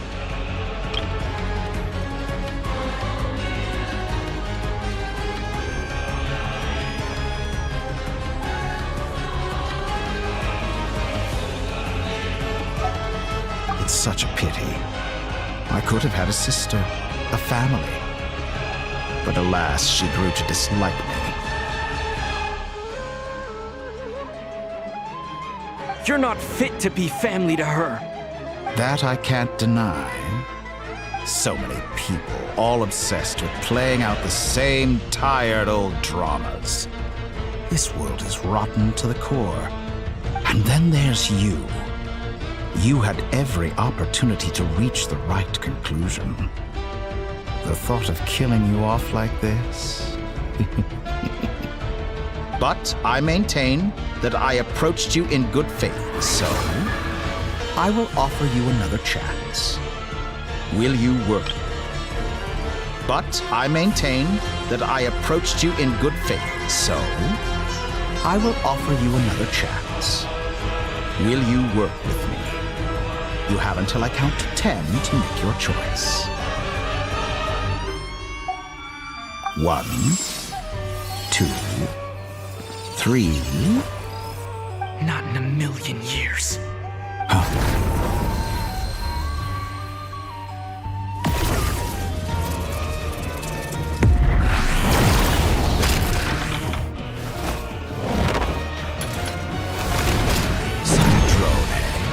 What a pleasant surprise. I didn't think you'd join us all the way up here. You're as sick and twisted as ever. Don't fool yourself into thinking anyone's grateful for the chances you're offering them. Sandrone, but the formula hasn't finished running yet. Funnily enough, I was just discussing a collaboration opportunity with the Traveler, and then I see you, who I must say is a good example of an opportunity gone to waste. Gone to waste? I said that everyone would get one chance, and you've used yours to march right back into the lion's den. So yes, it's an utterly wasted opportunity.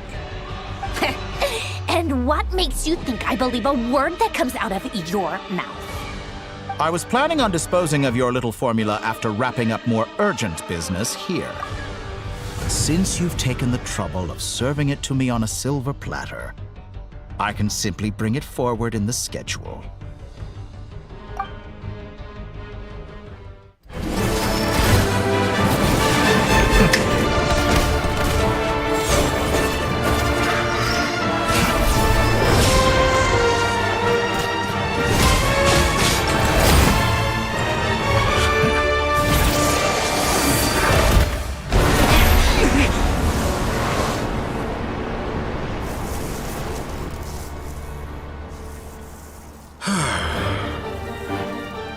Is this your life's work? This piece of trash?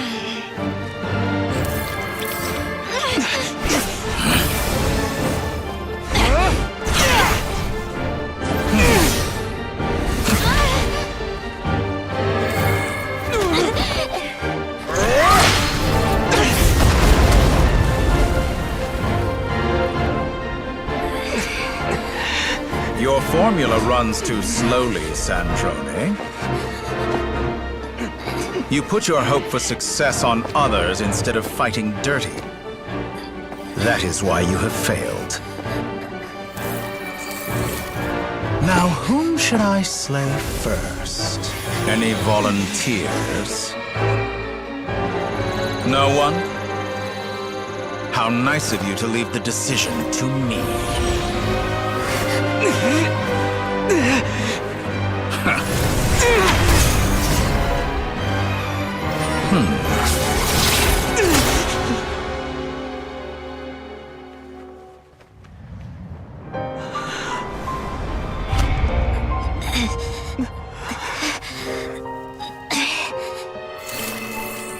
Oh, how unexpected. Sandrone, any last words for me, comrade?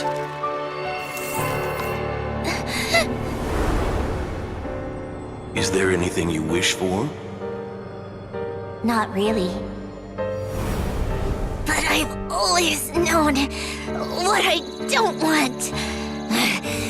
Go to hell, Dottore.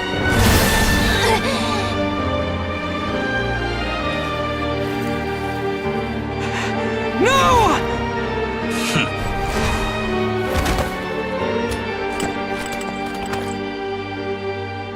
And now, you have failed.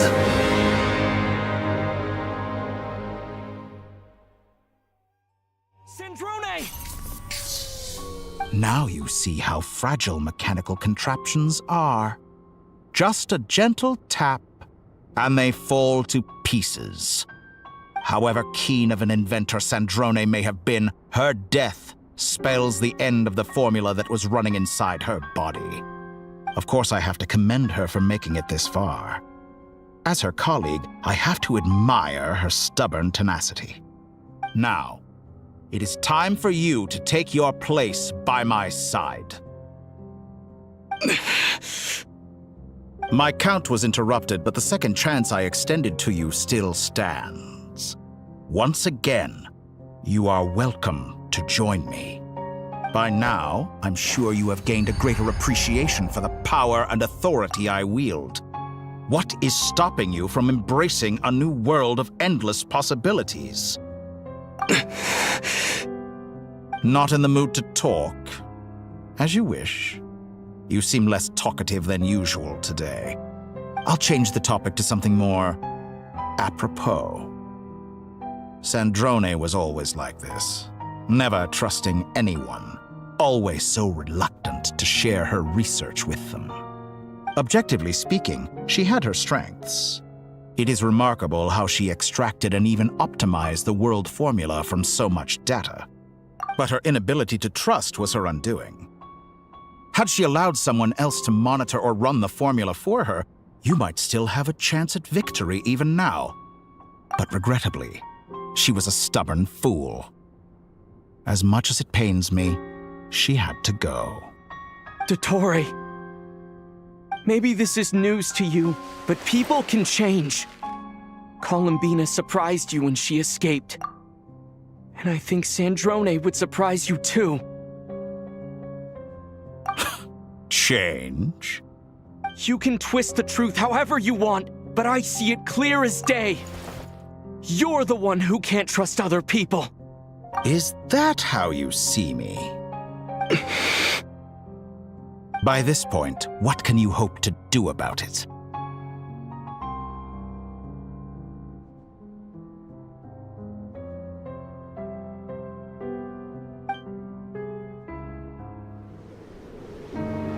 It is pointless to fight on. You've already lost. Wrong. You can't win this, Dottore.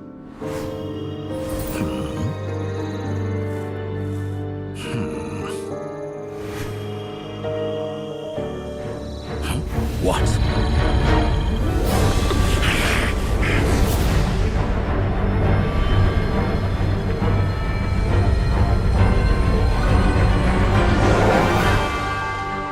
My formula can get us 90% of the way. It will connect you to Columbina. Then, I will bring the formula's output to the Traveler's side. For the last 10%, do whatever it takes. Just bring the moon down.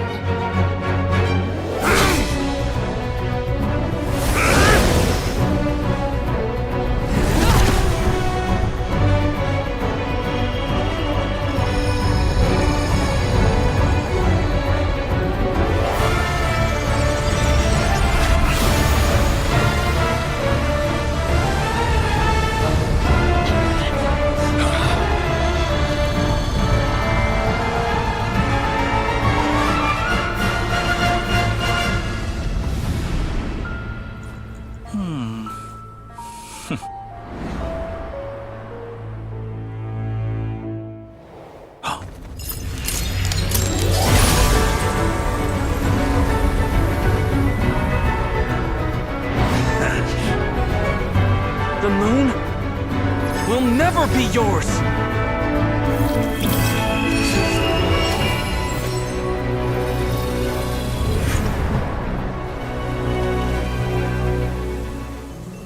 I turn my body into moonlight and pour it over Nodcry. My soul, I leave here to inform my future friends. Lastly, I will hide the Trilune Authority within the Frost Moon. And when my body, soul, and authority are reunited, finally... Columbina!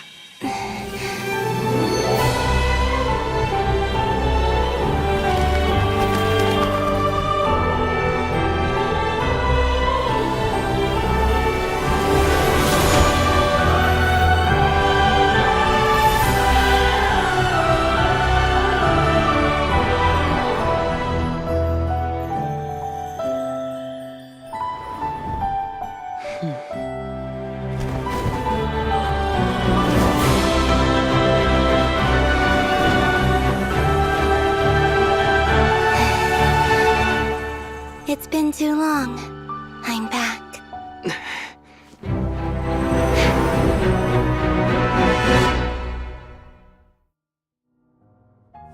Stay focused on the battle, Traveler. What a touching reunion. Though I personally find myself repulsed by the sight of weaklings huddled together for war. Now, you're quite finished patting yourselves on the back. Show me how long you can struggle before you drown. Watch out, Columbina! He can manipulate fate himself! I know. Wait for the right moment. We'll strike together.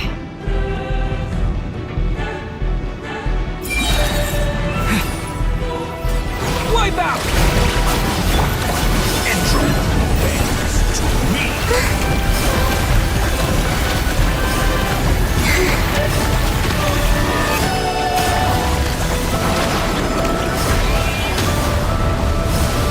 Pathetic. Moon's remnants.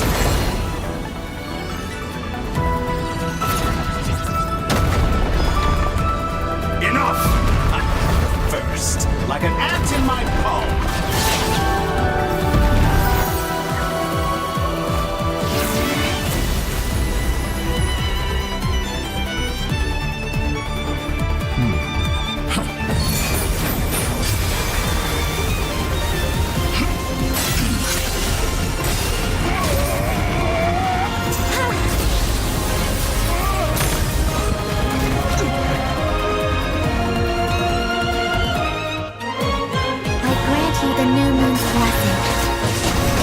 The new moon shines upon you. I am... It's over, Dottore!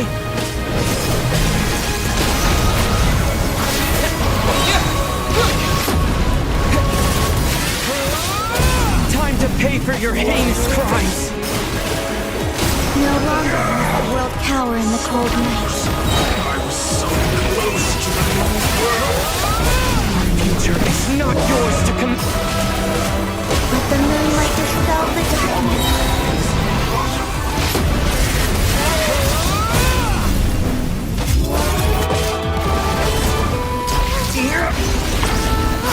Everlasting.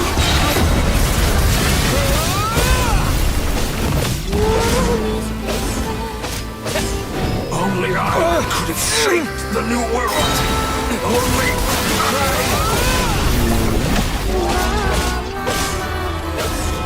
Only I could have shaped the new world.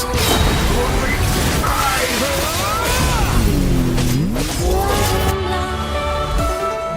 So you'd rather wallow in this rotten, decaying world?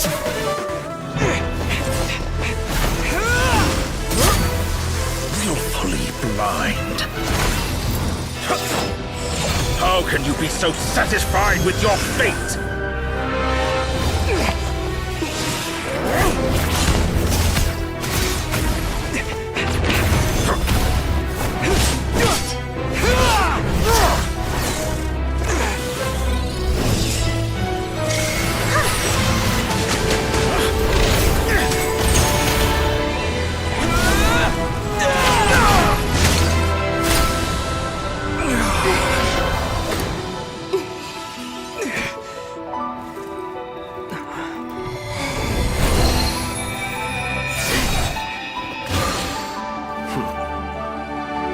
This battle was never about fate. It's about friends, family, and the home you stole from them. So dull. Only the weak rely on each other for comfort. You shall see. Once I transcend fate, you will be nothing but fodder for my grand experiment! That will never happen.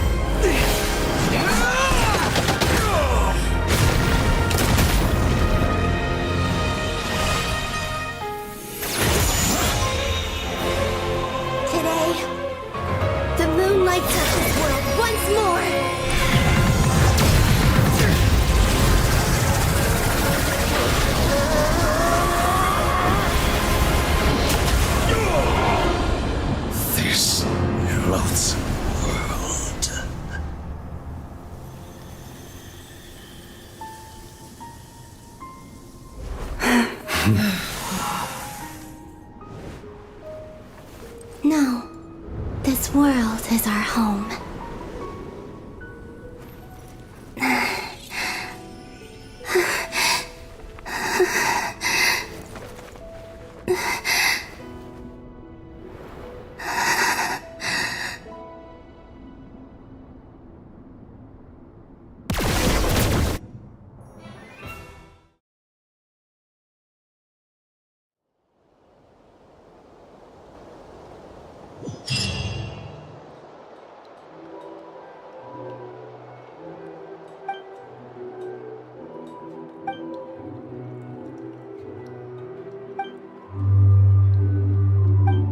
No, you're doing it wrong.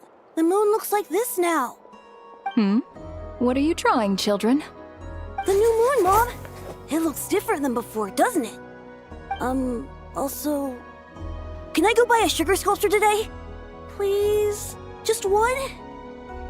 All right. I suppose today is a special day after all. Almost like a festival. Extra, extra! Get the latest Nasha Express here! Post-disaster report! Nasha Town reborn beneath a new moon! The voyage begins today! The future looks bright thanks to the League. Want a copy? I knew things would be different, but I didn't think that would include the moon. They say a new moon goddess has been born. A new moon goddess? Who's saying that? The Frost Moon Scions? I guess so. I'm not too clued up on the details.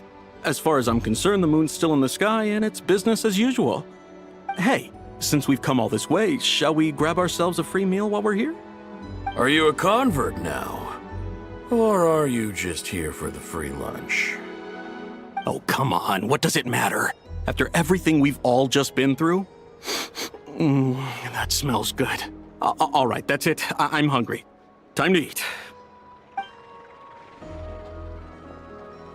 Come on! We gotta get there early, or there won't be any good spots left! Shh, keep it down. This is a residential area. What if people are still sleeping?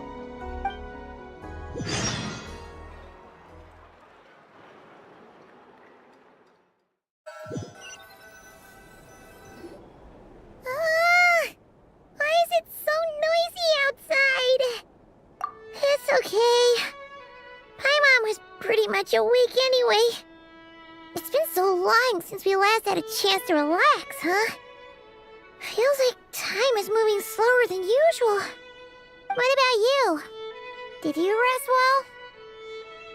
Still winding down from everything that's happened? Or are you wondering how our friends are doing? Or is it about what Dotori said to you? Okay, if you say so. But don't push yourself, alright? Let Paimon know if you need to talk. What we just went through was a lot. It's totally normal if you need some time to get back in your groove. Luanatar disappeared after Columbina came back. Apparently, she was part of Columbina's soul or something. Still, Paimon kind of misses Luanatar somehow. But anyway, you did great. So did Paimon. We all worked our butts off to contain this disaster, and in the end, we made it. So, chin up, Traveler. You should be proud of yourself. Hey, don't poke fun. You should be glad that Paimon's growing as a person.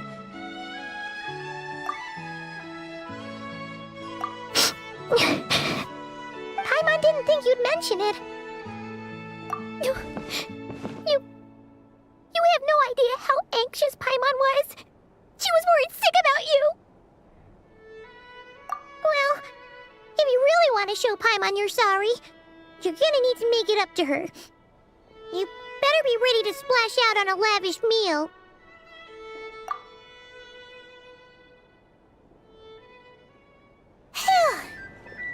Okay. Paimon's full now. Huh? Oh, well... Hey there, Traveler and Paimon! Good morning! Morning, Yehuda! Here for some breakfast? Oh, I've already eaten. Just need some water. I was mostly worried you might forget what day it was today. So, I came over to remind you. Careful there, Paimon. Too much food will make you drowsy. Don't let anyone catch you hiding at the back and nodding off during the league meeting. You should probably be saying that to Aino. She's the baby of the group, if anyone. True. You know, I'm surprised that all these competing groups are actually coming together to try to solve things together. Definitely a first for Nodcry. Well, nothing like a region-wide calamity to bring people together. After that, surely even the most self-interested people have to realize that going it alone isn't worth the risk, right? Try telling Boss Neff that. She's not exactly convinced that people are gonna get with the program. Really? But if she's so pessimistic about it, why'd she agree to be the Curatorium's representative in the league? Probably 'cause even though unity sounds like a pretty far-fetched idea, the benefits it would bring make it worth a shot. I think things will work out, though.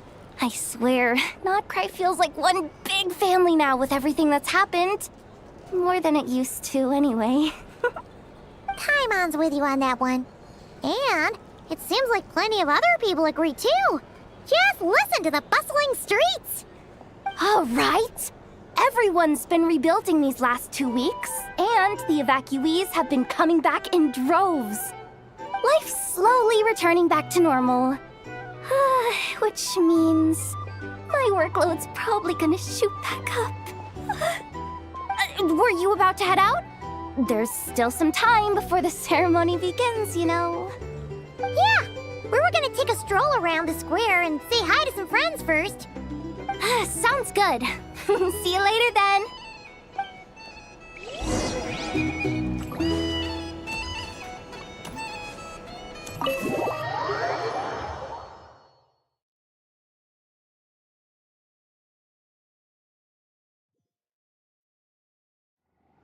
Please accept today's boon. Have a nice day. Are Paimon's eyes deceiving her? Or is that Inefa handing out food for the Frost Moon Scions? Hello there. Would you like a feast of the moon, along with some snacks of the day? So, what's new, Inefa? It was only a few days ago when we last saw you, but it looks like you've joined the Frost Moon Scions in that time. And I know too? What are you talking about, Paimon? We're just here to help, duh. In the wake of the disaster, it's all hands on deck. We responded to Lama's request for support. At times like these, the smallest good deed can inspire others and help them through the hard days ahead. And we're using eggs and heating tubes to make that a reality. In true Krumkake Crab Shop style! Enough! Did you hear that? The Traveler said I did good. The Traveler! That's because it's true, I know. Proposal. If you can resist eating today's dessert, I will provide you with compliments, too. No way! Well, that proposal got shot down quickly. I need something to get me through the hard times too, you know. Mom!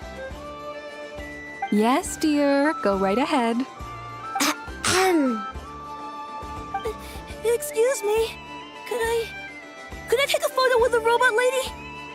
She helped us get safely out of Notcry, and she helped us get back home too. She's the best. Of course she is! And since I'm the whiz kid who built her, that makes me even better than best, right? But you stole my snacks though. Oops. Shall we move to the open space near the center? The view there is better. Thank you! Aren't you the better pick for this job, Flint's?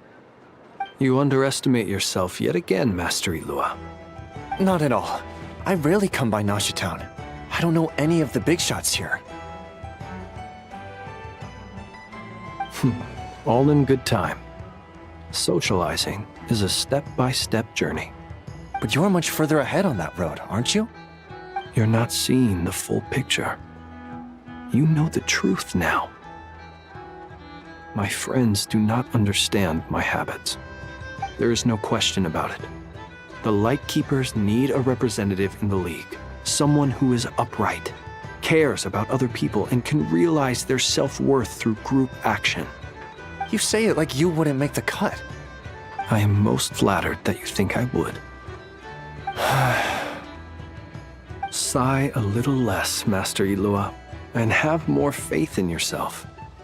All the Lightkeepers agree that you're a very promising young man. That is precisely why Starshina and Nikita felt safe delegating such important work to you.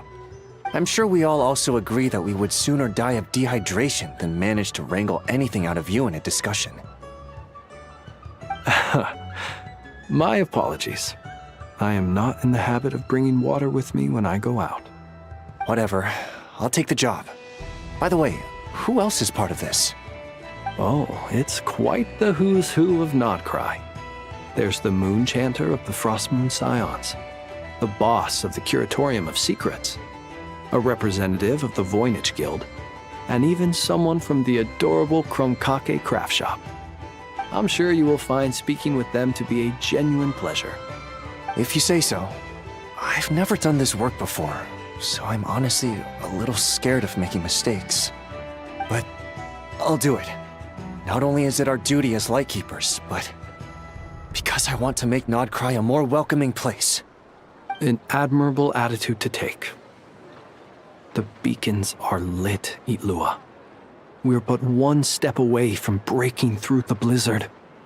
We have the chance to band together and build our shared homeland into an Elysium. This is unprecedented for Nodcry. An opportunity not to be missed. Yeah. You're right. I'll do my best. Quite a few familiar faces have arrived. Let's go, shall we?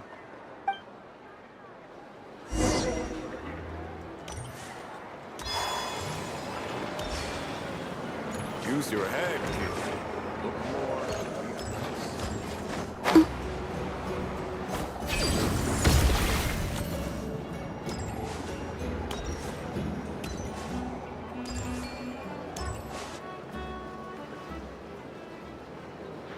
Wow! Everyone's here!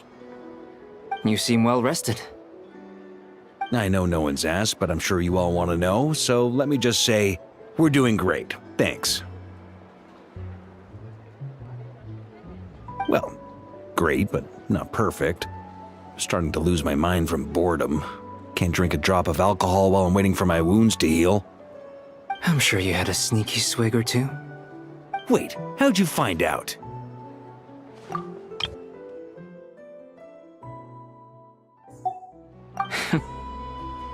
I'm sure you must be missing Mondstadt after all these years away, Grandmaster. Yeah, you could say that again. Every time I get news from Mondstadt, it makes me want to go back and see the place for myself. Honestly, once things are wrapped up here, I think it'll be time to head back home. Hey, looks like someone's taking the stage. Can everyone see okay? Anyone need a boost? I'll just listen from the back. It's fine. You're taking this pretty seriously, huh, Durin? Well, it's not every day that I get the chance to see how people speak in official settings. Soak it up like a sponge. I'll make sure you get a chance to practice for yourself later down the line. Actually, I know just the thing. You can debrief the Knights of Favonius for me. Mr. Varka, are you forgetting that I'm not a Knight of Favonius? I can knight you. Any particular title you'd like? Is he joking? I really can't tell. You'll have to figure this one out for yourself. It'll be a good learning experience. It is my honor to host the opening ceremony for the League, and to have this opportunity to speak to you all in my capacity as Voynich Guild representative. Could this person also have been pushed onto the big stage by the real big shots? Guess I'm not the only one then. We come here today, having weathered the trials and hardships of yesterday, and having learned from them the importance of unity and cooperation. All right, here we go. Uh-oh, looks like Aino's off in Dreamland already. Wait, Boss is looking kinda drowsy too. What's up with her? Come on, get this speech over with already. Nodcry is our home, the land we rely on for survival. And as we chart a course for the future, may we persevere through the storms ahead as we sail towards a new era of prosperity, freedom, and hope.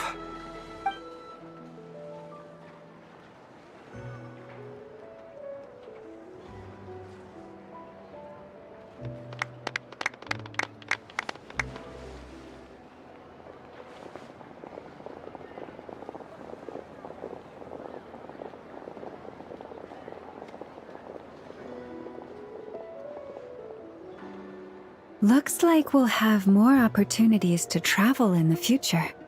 I'm sure you'll cope, Lady Moonchanter, given how fleet of foot you are.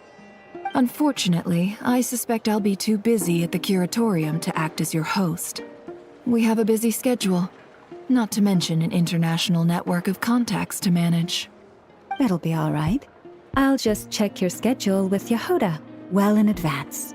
And if she's not available, I can simply ask Ashru. You...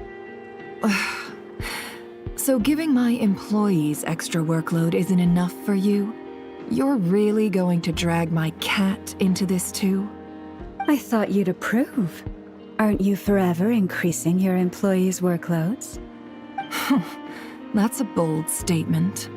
Are all the Frost Moon Scions feeling more audacious now that your moon goddess has returned?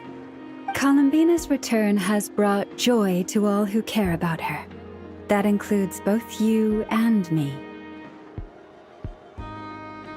As for the Frost Moon Scions, we are learning how to thrive independently, without relying on the moon goddess. It is up to us to make our home a more livable place. Joining the League is one of the steps we are trying towards that end. I like the word try. It's nice and non-committal. You can opt out at any time and still say you tried. You don't see a bright future for the Frost Moon Scions? Or did you mean the League? I'm just not as optimistic as you. The Frost Moon Scions should count themselves lucky that they have a leader as stubborn and enterprising as you. But Nodcry's a big place, with all kinds of people. Most of them don't enjoy answering to a leader, or even listening to reason. Well, that's where you and your methods come in. Unless the Curatorium of Secrets is only here for appearances.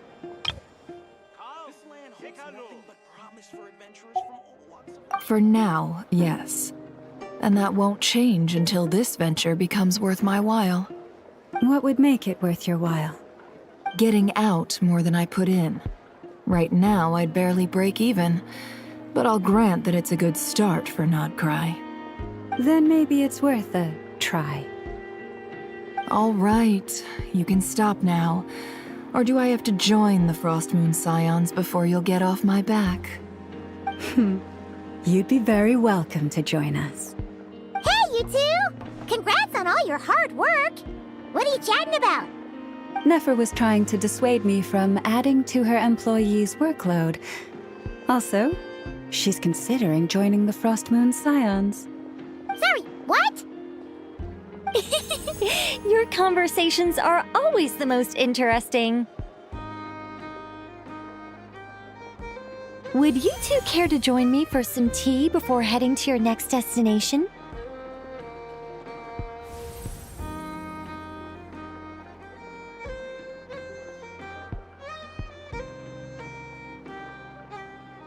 Nicole? Wait, where are you? Aren't you gonna show up today? Sadly not. I'm otherwise occupied right now. I'm sorry, Paimon. I can hear how disappointed you are. If it's any consolation, let me say that how things appear on the surface is a far cry from what they are at their core. Perhaps you'll feel better if you focus on the fact you have a special line of communication with the great mage herself. Okay? Has something happened? No, or not yet, anyway. Well, that's not ominous at all. Not for the time being. Just think of this as a general check-in to make sure this communication system is still running smoothly. Besides, it's good to chat once in a while if we want to maintain our friendship. You could have just said so. Paimon got all worked up for nothing. Still, the best friendships are built through face-to-face interaction, you know. It's never gonna stop being weird having tea with you when you're not there and just talking to thin air. All right, fair point. I'll bear that in mind for next time. Yeah. Any update on that crisis at the world's borders? Alice just informed me that they had their work cut out for them. And now everyone's thoroughly exhausted. But they did finally get things back under control. Still, we can't let our guard down yet. The disruption caused by this disaster has made Tevat easier to detect from the outside universe. She plans to wait for things to stabilize, then reschedule her Mondstadt vacation plans. As for me, I agree with Hat Guy's perspective. This is a time when many new variables are emerging, and the situation is changing constantly. Plus, most of this change is for the worse. We have to remain vigilant and ensure that the embers of chaos are not rekindled. I did notice that the energy in Nodcry changed somewhat after the War of Funerary Flame, but since it was still aligned with the Light Realm, I never gave it a second thought. It looks like I'll have to examine the connections between phenomena I observe more closely in the future. Just doing my duty. It's more or less second nature by now. Of course. To give you the full picture, I'd have to start with the substance from which angels were formed. Never mind. Paimon's right. Showing off my knowledge would be much more satisfying in person.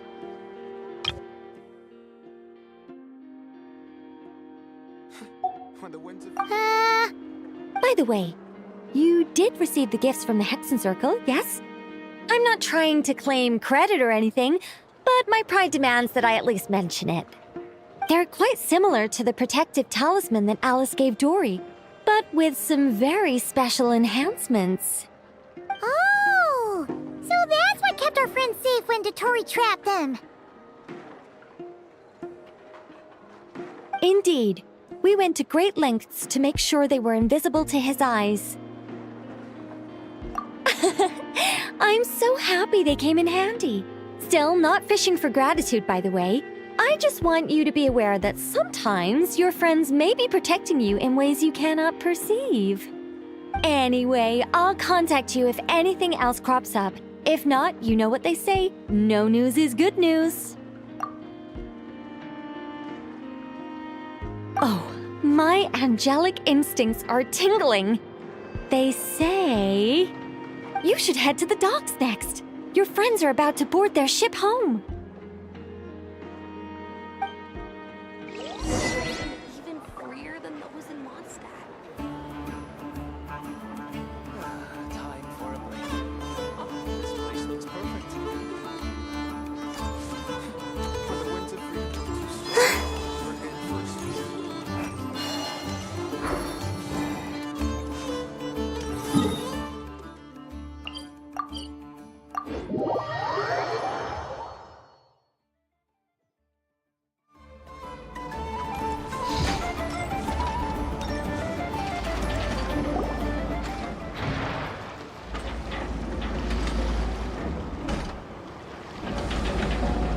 You're here. You're here too, Hat Guy! Are you heading back together? No. I'm bound for Sumeru, and she for Fontaine. We just happened to cross paths at the harbor. Everything seems fine. Sandrone may have an abominable temper, but she's always been very responsible with important calculations, and things entrusted to her by valued friends. You always speak as if you know us inside out, Mr. Hat Guy.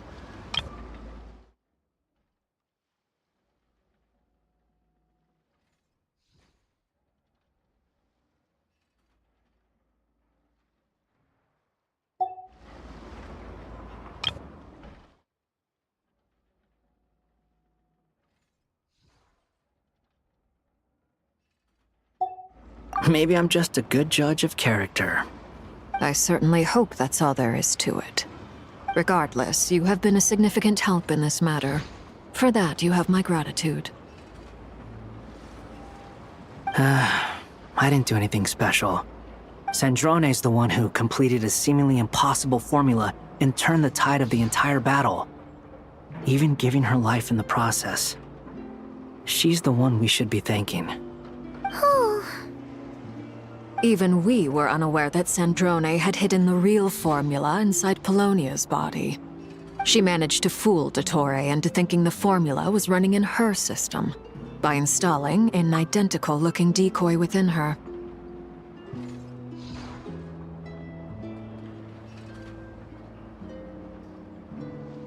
She probably realized that she didn't have the strength to stop Dottore. But this way, she could at least get him to lower his guard. She always worked like that. Always had a backup plan.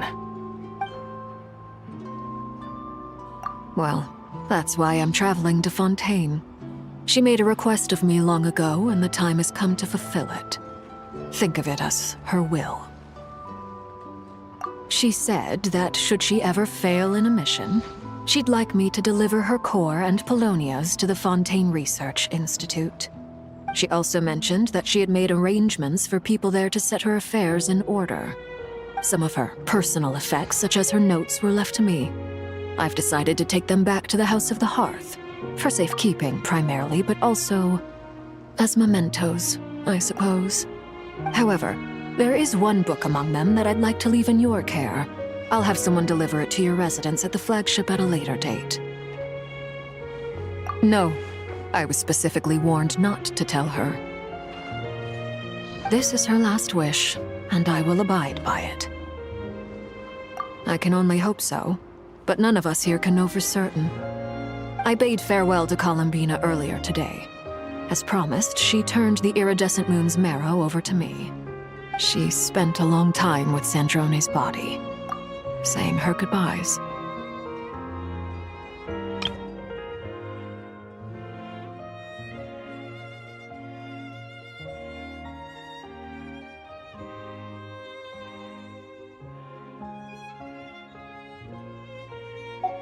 Oh, is she alright? Sandrone's passing has left a great wound in all of our hearts. It will take time to heal, but Columbina surprised me. She offered me some words of comfort before I departed. Despite being grief-stricken herself, she showed an awareness of the feelings of others around her. She never used to act like this. Clearly, she has grown. And I suspect that we have you to thank for much of the change we are seeing in her. Huh.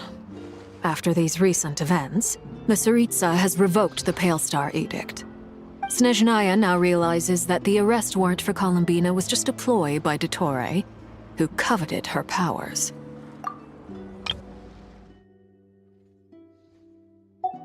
I shall return to Nodcry to see her as soon as I find the time. I hope that from now on, she too will explore more of the world. Columbina Hyposelenia's journey is only beginning. My ship is here. Traveler, Paimon, we shall meet again. You too, Hat Guy. What are you still bumming around for? Isn't Columbina waiting for you? I thought today was the day you'd agreed with her to go find out the truth about your sibling. You're afraid you won't like the truth when you see it. Well, this is new. I was starting to think that nothing could scare you. Don't say that! Wouldn't you be if you were in this situation? Fair point. But I'd say I have more experience facing up to unpleasant truths than the Traveler. They say blood's thicker than water. I know how much you need your family back. More than you need any of your friends. And I'm sure that all your real friends understand that too. No matter what the truth turns out to be, they will stick by you and support you, whatever decision you make. Finding the truth is important. But more important still is what you choose to do once you've found it. At least, that's the life lesson I've learned from my experience, grappling with the truth. What? Now that Dottore's dead and gone? A little, I guess. But it hasn't solved everything. Maybe I regret not getting to end his life with my own hands. Or maybe it's something else. But for whatever reason, I still feel like I have a chip on my shoulder. Either way, I'm going back to Sumeru. Lesser Lord Kusanali is gonna need help dealing with all the chaos Dottore left in his wake. Not just from this incident, but everything he did in the past, too. You should continue with your journey, as you've always done. Who knows? Maybe we'll meet again someplace else. So, what should we do now? If you want to explore a bit more to steady those nerves, Paimon's game! After all, when Columbina said she knew where your ship was hidden, Paimon promised to give you two some alone time with the truth. It hasn't been all that long since we were last apart, sure, but With Columbina there, I'm unsure things will be just dandy. Ain't no biggie. Paimon might be all about that food and fun, but she knows how to do right by people.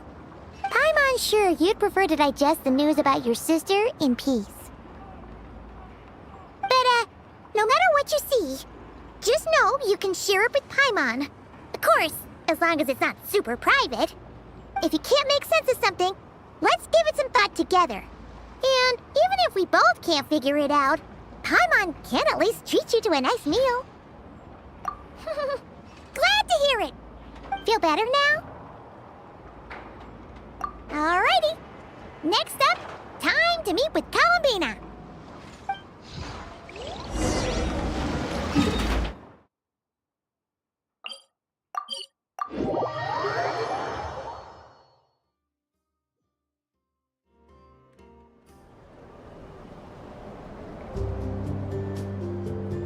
Columbina, we're here!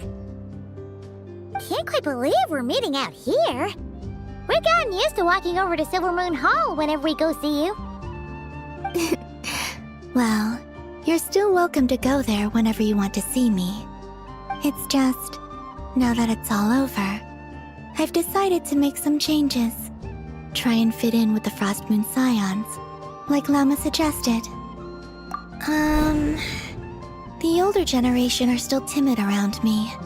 They don't dare get too close, and they bow their heads when I walk by. But things are much better with the children. I see more curiosity in their eyes. Hopefully, by the time the next Moon Prayer Night comes around, I can enjoy the festival with them as myself, without having to pretend that I'm only dressed up as the Moon Goddess. You'll do fine, Columbina. Paimon's sure they'll realize you're super nice once they get to know you better. You really think so? When we first met, you thought I was a little up in the clouds. We were just starting out then, come on! So Lama told you, huh? I'm only teasing. I know that I have you to thank for pulling me back down to solid ground. It feels good to finally stand firm on the earth where I was born. Oh, that's great!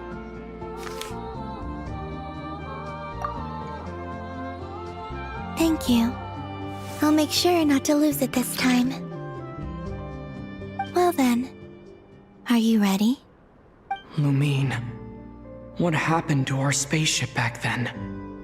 Why did you leave? It's time to learn the truth at last. Ready as I'll ever be. Good. Then let me open the way for you.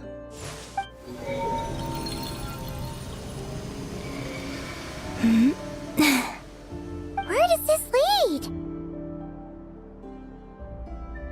To our shared destination. Huh?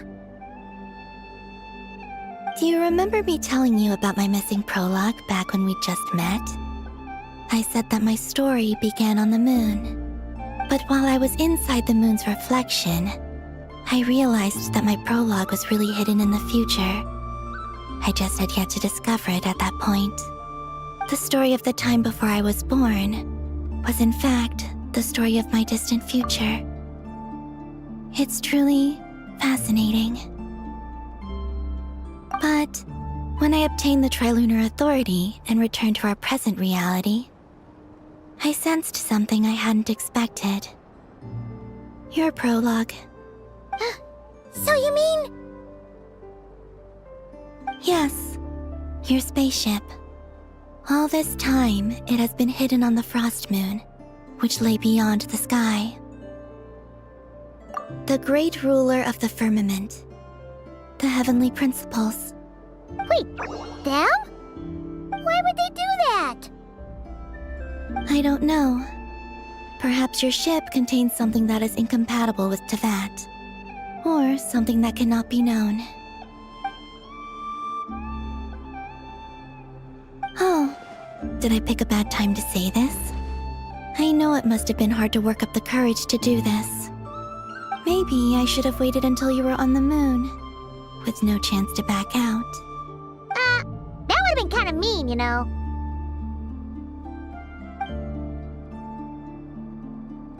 Take me there. Oh? Whatever is hiding in that ship, it belongs to me and Lumine. Those memories belong to us. No one else has the right to decide whether I should or shouldn't know about it. Not even the heavenly principles. Very well. Then let's go. You two take care, alright? And don't forget to come back soon! Rest assured, Paimon. We will. Traveler, after you. Thinking about the story that we'll find hidden on the moon? Yes. And hoping that it has a happy ending. Stories like that don't exist, you know? You don't believe in happy endings? I don't believe in endings.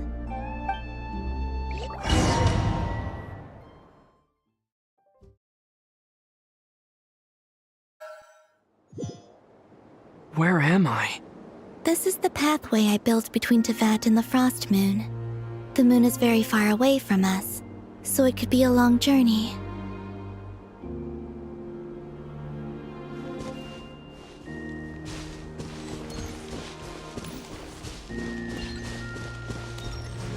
After I obtained the Trilunar Authority, I unwittingly saw past events from many of my friends' lives. One was Lauma. She was so young when they chose her to be the Moon Chanter. From then on, the Frost Moon Scions looked to her to bring messages from their goddess. But, for better or worse, I had left Hisi Island before she was ever born. It was not until much, much later that she met me. I think it's for the best. Because of the way things turned out, you had the opportunity to become friends. You're right. In that sense, I think we were both very lucky.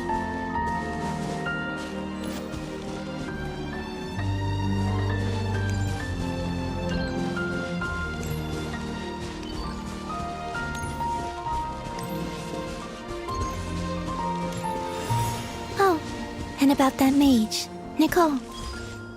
I only recently learned that she has lived in Tevat since the time of the Three Moon Sisters. The moon goddesses always had a good relationship with the angels. I suppose our friendship continues that tradition.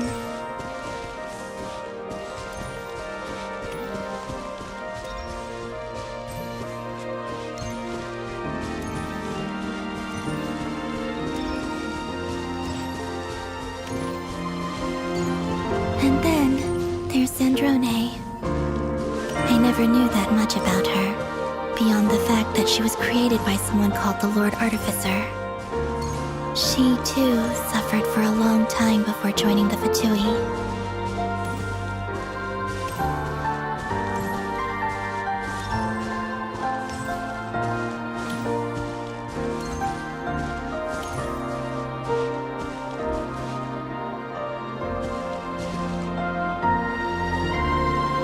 How I wish I could talk to her again, even if only to hear her say nasty things to me.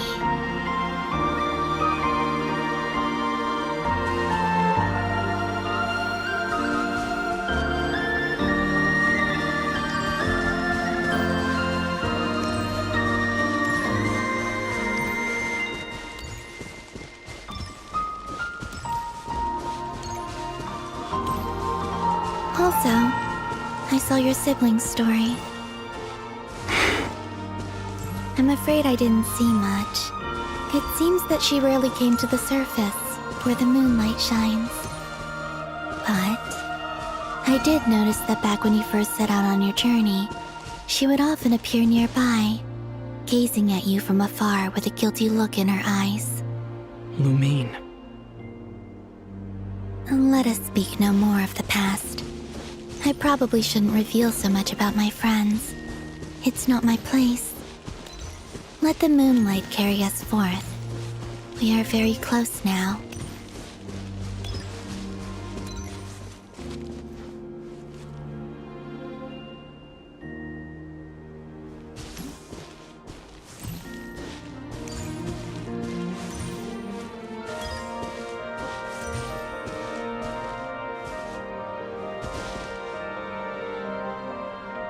After this, I'd like to bring some kuhenki to the moon as well.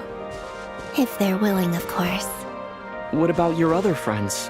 Will you bring them to visit too? Certainly. But I'll need to tidy the place up first. This home hasn't received any guests in a long, long time.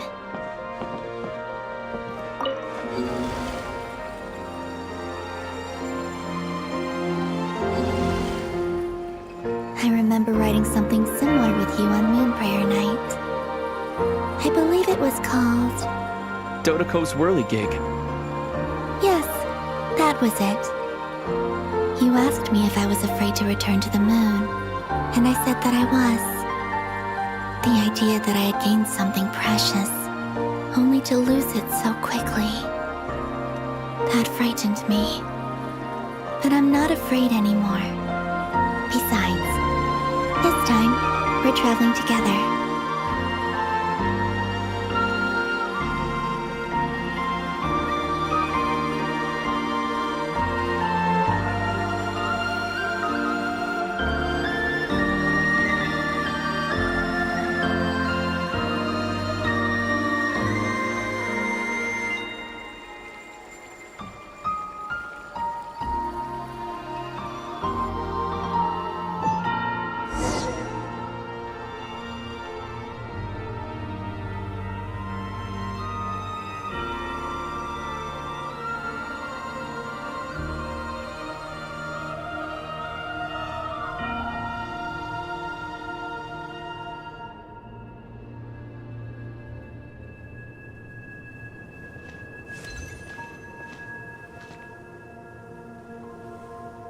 We're here.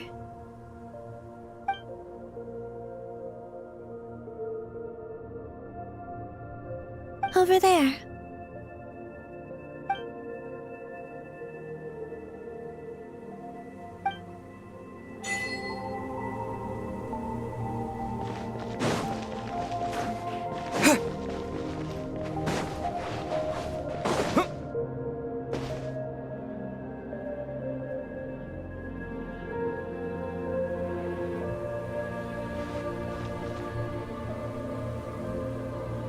Our spaceship.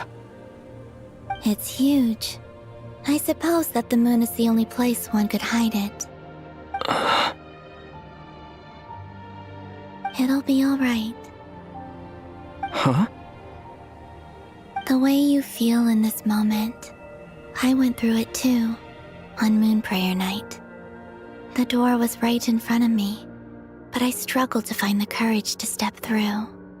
Solitude for me once meant living a life in which even I was absent. Before I met you, that was the only life I knew. But that night, solitude meant throwing away the life I had gained after meeting all of you. Columbina. Go. Retrieve the part of your life that was once lost. Trust me, you will lose nothing by doing so. Look, Teyvat is right there. All of our friends are down there, waiting for us. You're right. Thanks, Columbina.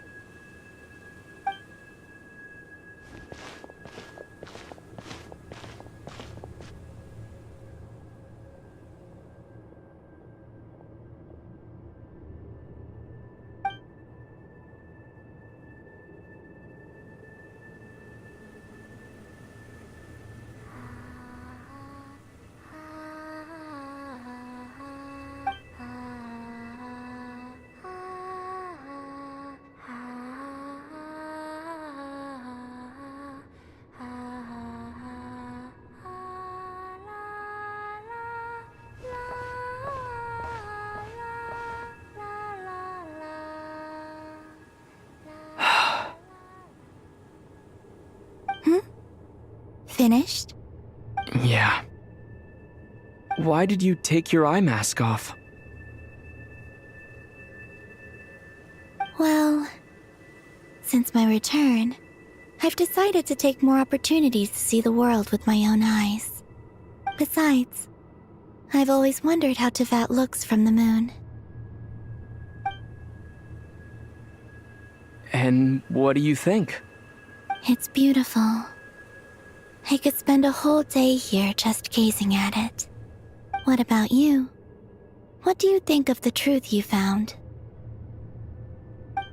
I haven't looked at another person's expression in a long time, but I think yours is saying it was neither good nor bad. Keep this up, and it won't be long before you give Nephra a run for her money. Oh, I don't think that's going to happen. I'm much more used to sensing what's going on around me with Kuvaki. I think I'll save my eyes for seeing special moments I really want to remember. I read the spaceship's flight logs.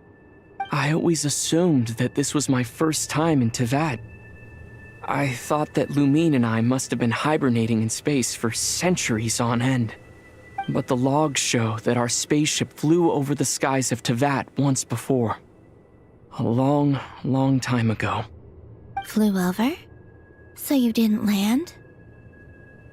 No, the ship barely came to a stop before flying on again. After that, it continued traveling through space for a long time. Some of the data is corrupted, but I suspect that it kept flying for thousands of years. It was only after that that the ship made a forced landing in Nodcry. When Lumine found me, she came from outside the ship. Could this mean that she left the ship long before I did? Maybe even during our first pass over Tevat. Are you alright? Yes, I can feel that the truth is coming together, one small piece at a time. I remember Lumine telling me that when she first arrived in Conria, she could not recall the past. So this might be something that even she doesn't know. Here, I made some space for you.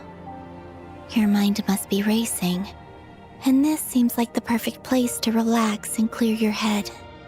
Oh, wait, there's one more thing. What is it? Wait here a moment.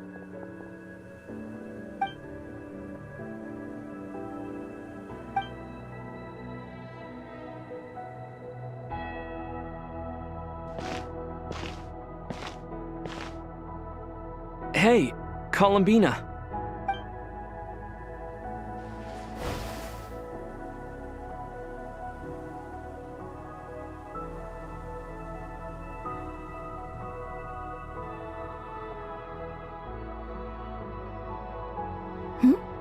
Is that a new outfit? An old one, technically. It's been in a cabinet inside the ship this whole time. It's a matching pair with Lumine's. She always liked this set more. Huh. I don't think there's a huge difference. Really? Yes, it's still the same you. You're the same person, no matter what clothes you wear. Only Columbina would make an observation like that. Traveler, do you consider Tevat your home? Home is wherever Lumine is. But then after all the time I've spent here, and everything I've been through, yes, I'd say it's my home. Would you change your answer if Tevat changed appearance? I mean, if the truth about Tevat turned out to be different than what you thought. I don't know, but I don't think so. The truth is not what matters most to me about Tevat. When I was first born, I longed for a home.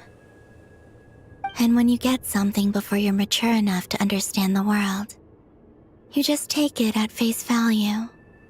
I thought that a home was a transaction. You give me what I want, and I'll do the same for you. But you and your friends taught me what a true home should look like. You never asked for anything, yet you gave so generously to me. That's because your friendship matters to us. It was worth it. In the past, I thought that my birth in Nodcry must have been a mistake. But after journeying to the distant past where the story began, I realized that it was I who chose Nodcry to be my future home. Now, I am glad that I made that choice. I'm sure your friends are just as glad. In fact, I intend to make the same choice today as I did back then. What do you mean? Well, I've given the Eternal Moon's Marrow to Lauma, and the Iridescent Moon's Marrow to Arlecchino. And now, I shall return my Kuvagi to Nodcry again, that it may continue to protect my chosen home. Wait, but what about your body? Hmm? Oh, are you worried that I'll disappear again? I won't. Not this time. The Frost Moon has now entered the fall sky, and I am the Trilune Goddess. I am only returning to Nodcry the part of me that it needs. I am giving what I can, because my home is worth it. Oh, and I have something for you, too. For me? Yes. Come closer.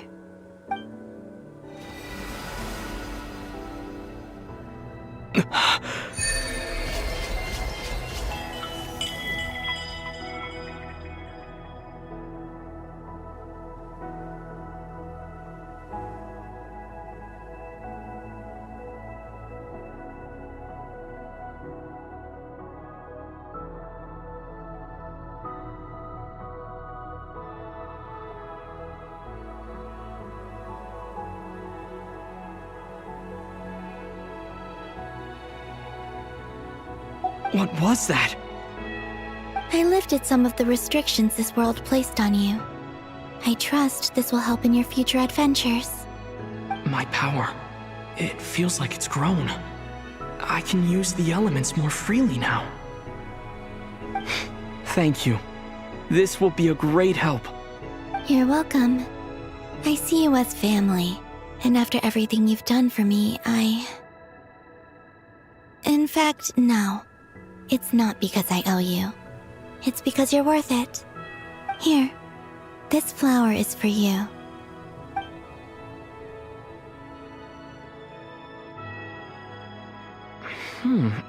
Isn't this a moon prayer blossom? Yes. Don't worry. You will never see these flowers lose their color again. I'm finally discovering the joy of giving. How I wish I'd learned this sooner. Hey, better late than never.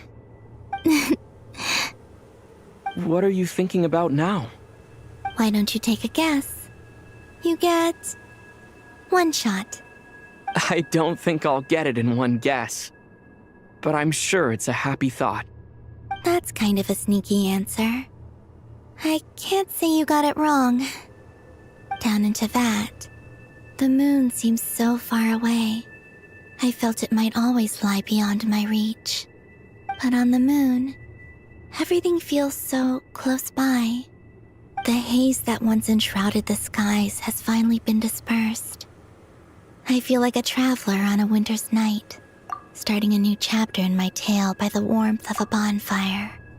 I don't have a lot of luggage, but I do have a lot of hope for the future. Well, what's next? Next?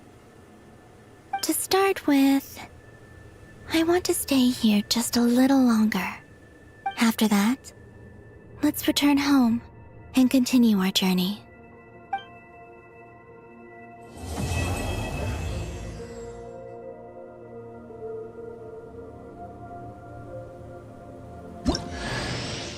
These clothes bring back so many memories.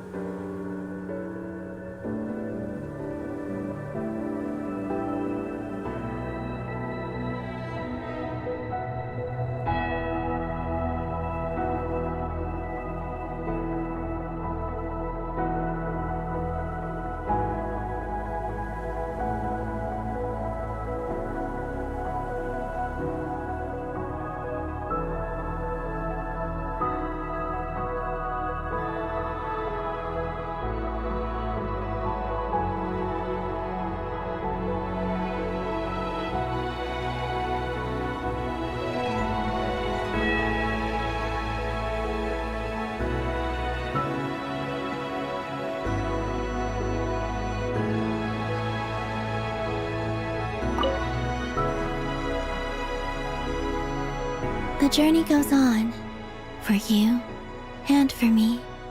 Like I said, this is not the end. I don't believe there has to be an ending. Oh, is that your next destination?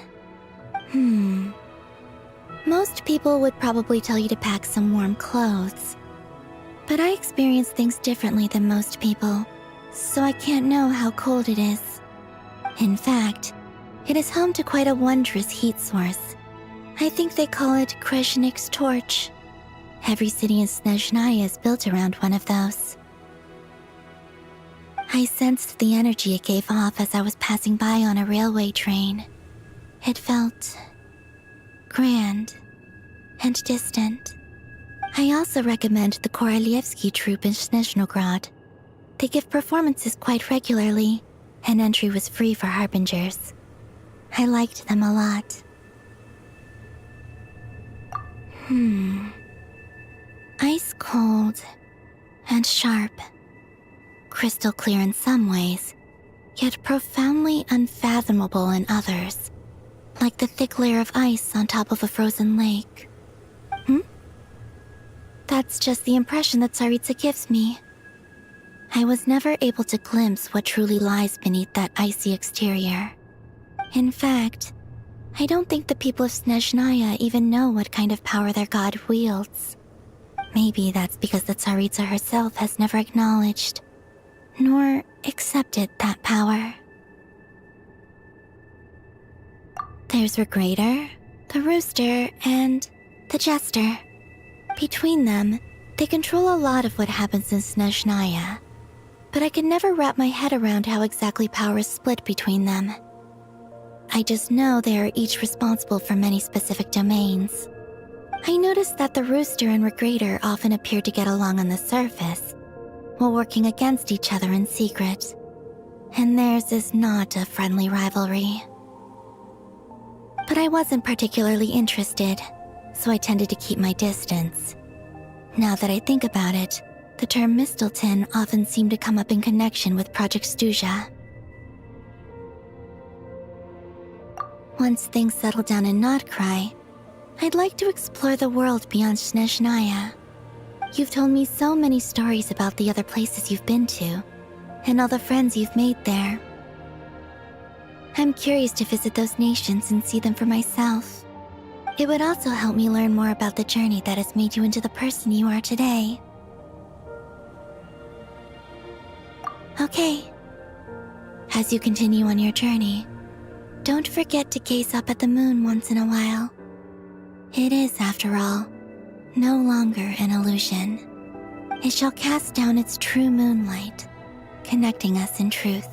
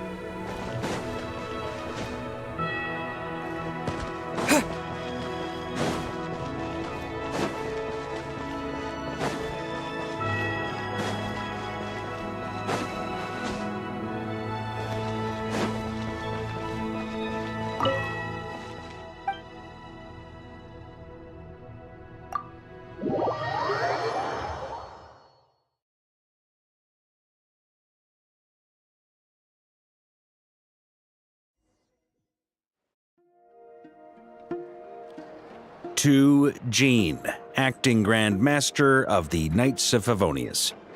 This preamble is such a pain to write. It's probably high time we got rid of this acting business. I trust that Dern has updated you all on recent events. Hope we didn't worry you too much. The good news is, we managed to come together and put a stop to the Doctor's evil schemes. With that, I think it's safe to say that Notcry is finally out of the woods. As for the Fatui, not counting the Damselette, aka the Moon Goddess, who has left their organization, we found ourselves allied in this instance with both the Knave and Marionette. May she rest in peace.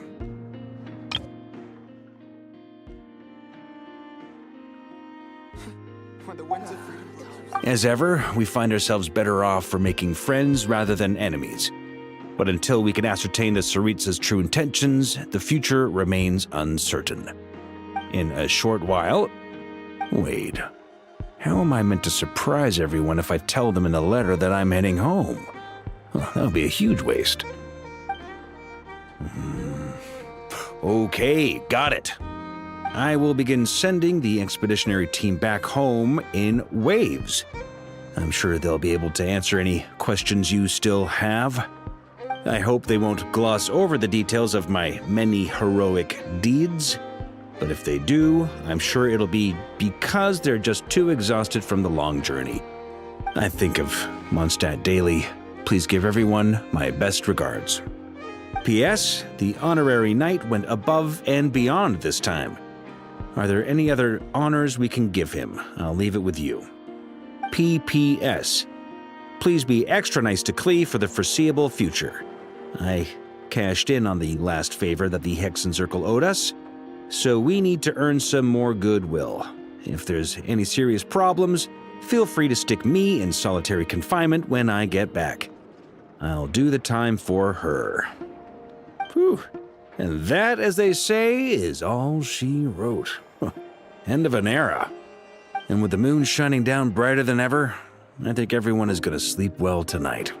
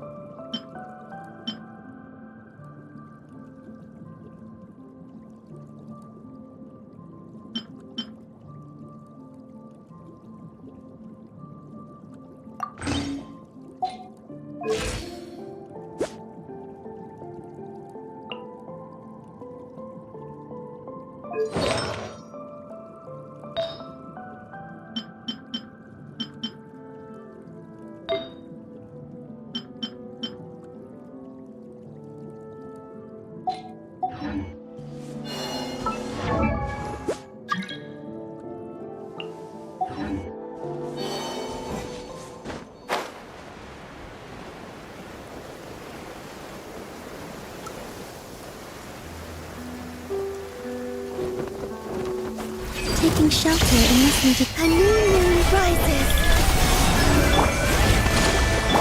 Leave this place. No more lies.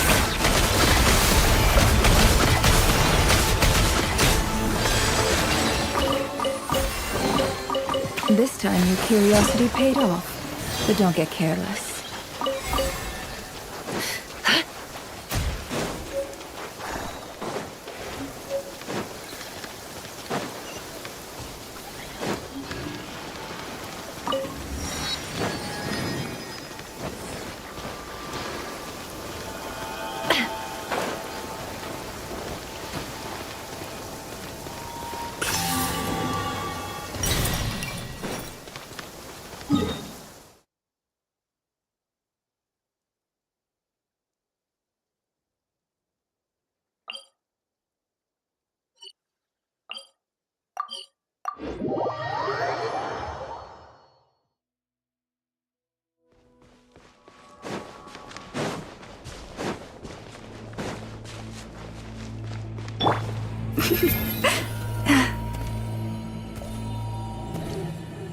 Squad leader, I've compiled what data we have on the bases we can still control.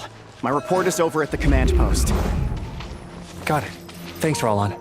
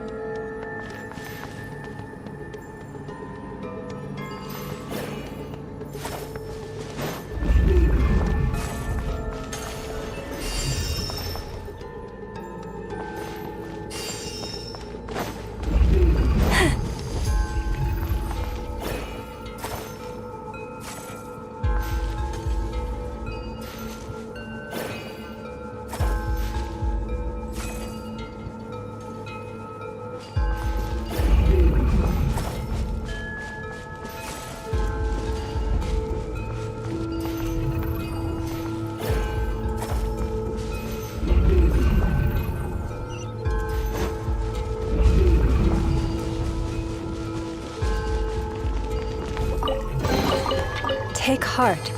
You toil not in vain.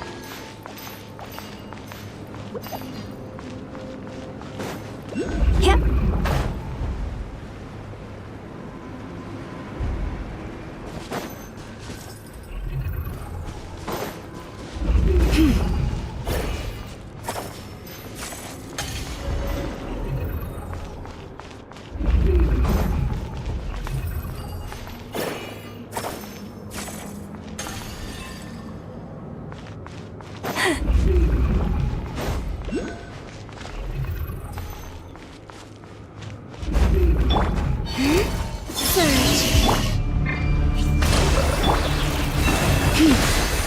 Can't hide the truth. Time to come clean. The deception ends here. It all adds up.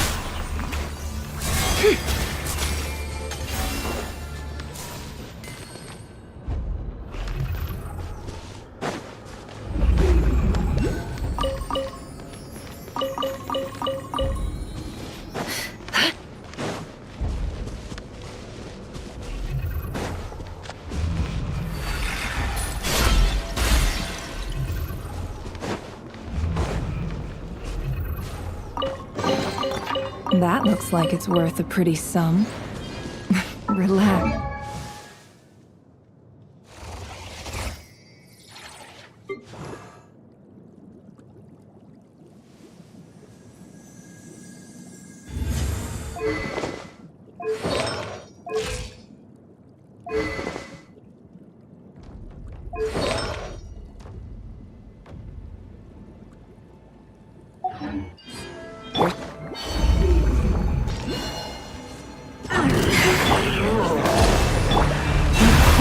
A moonlit night for all.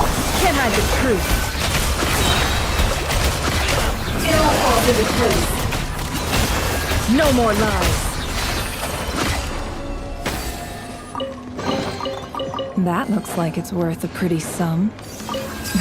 Relax. Your secret's safe with me.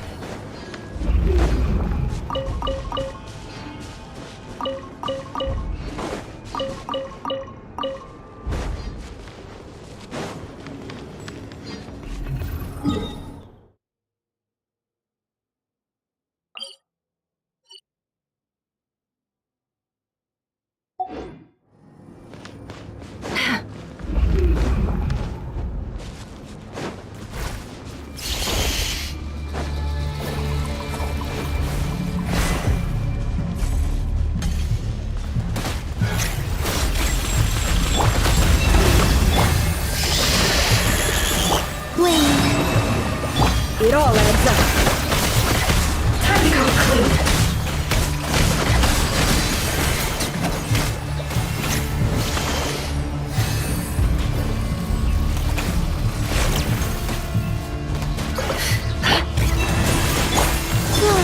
A new moon rises. For the everlasting forest. No more lies.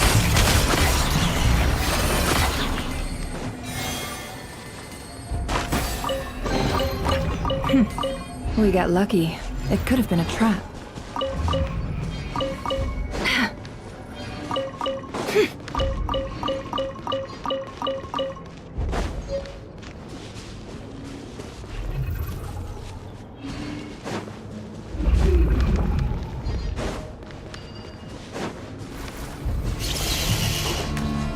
Allow me! Flame. By the frost moon of old. Forest, protect. It all adds up. It all falls into place. The mystery unravels. We got lucky. It could have been a trap.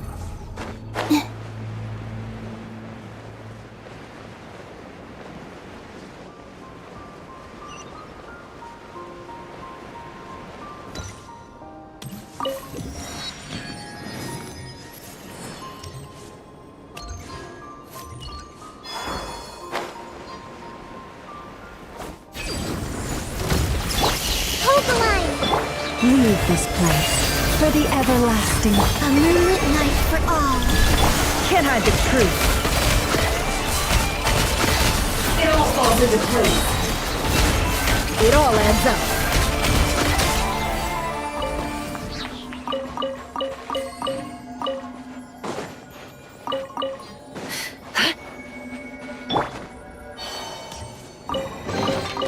They call this a pleasant surprise, right?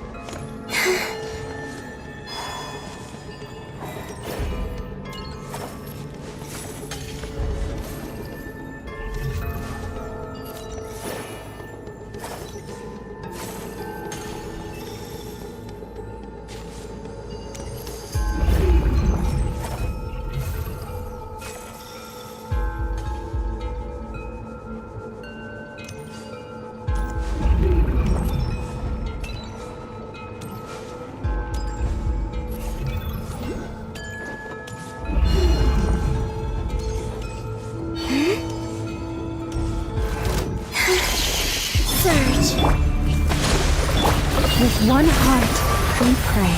You both Three moons converge. Can't hide the truth. It all falls into place.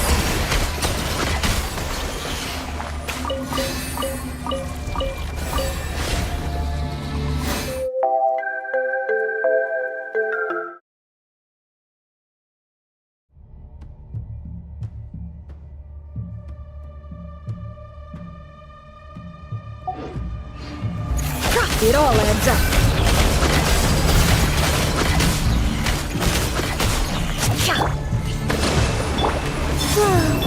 No more lies.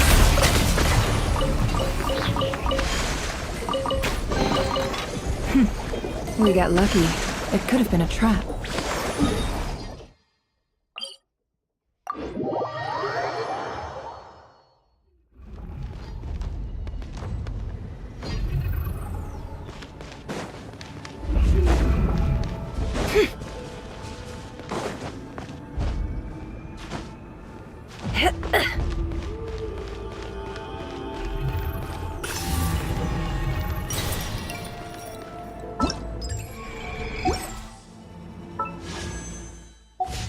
Yeah.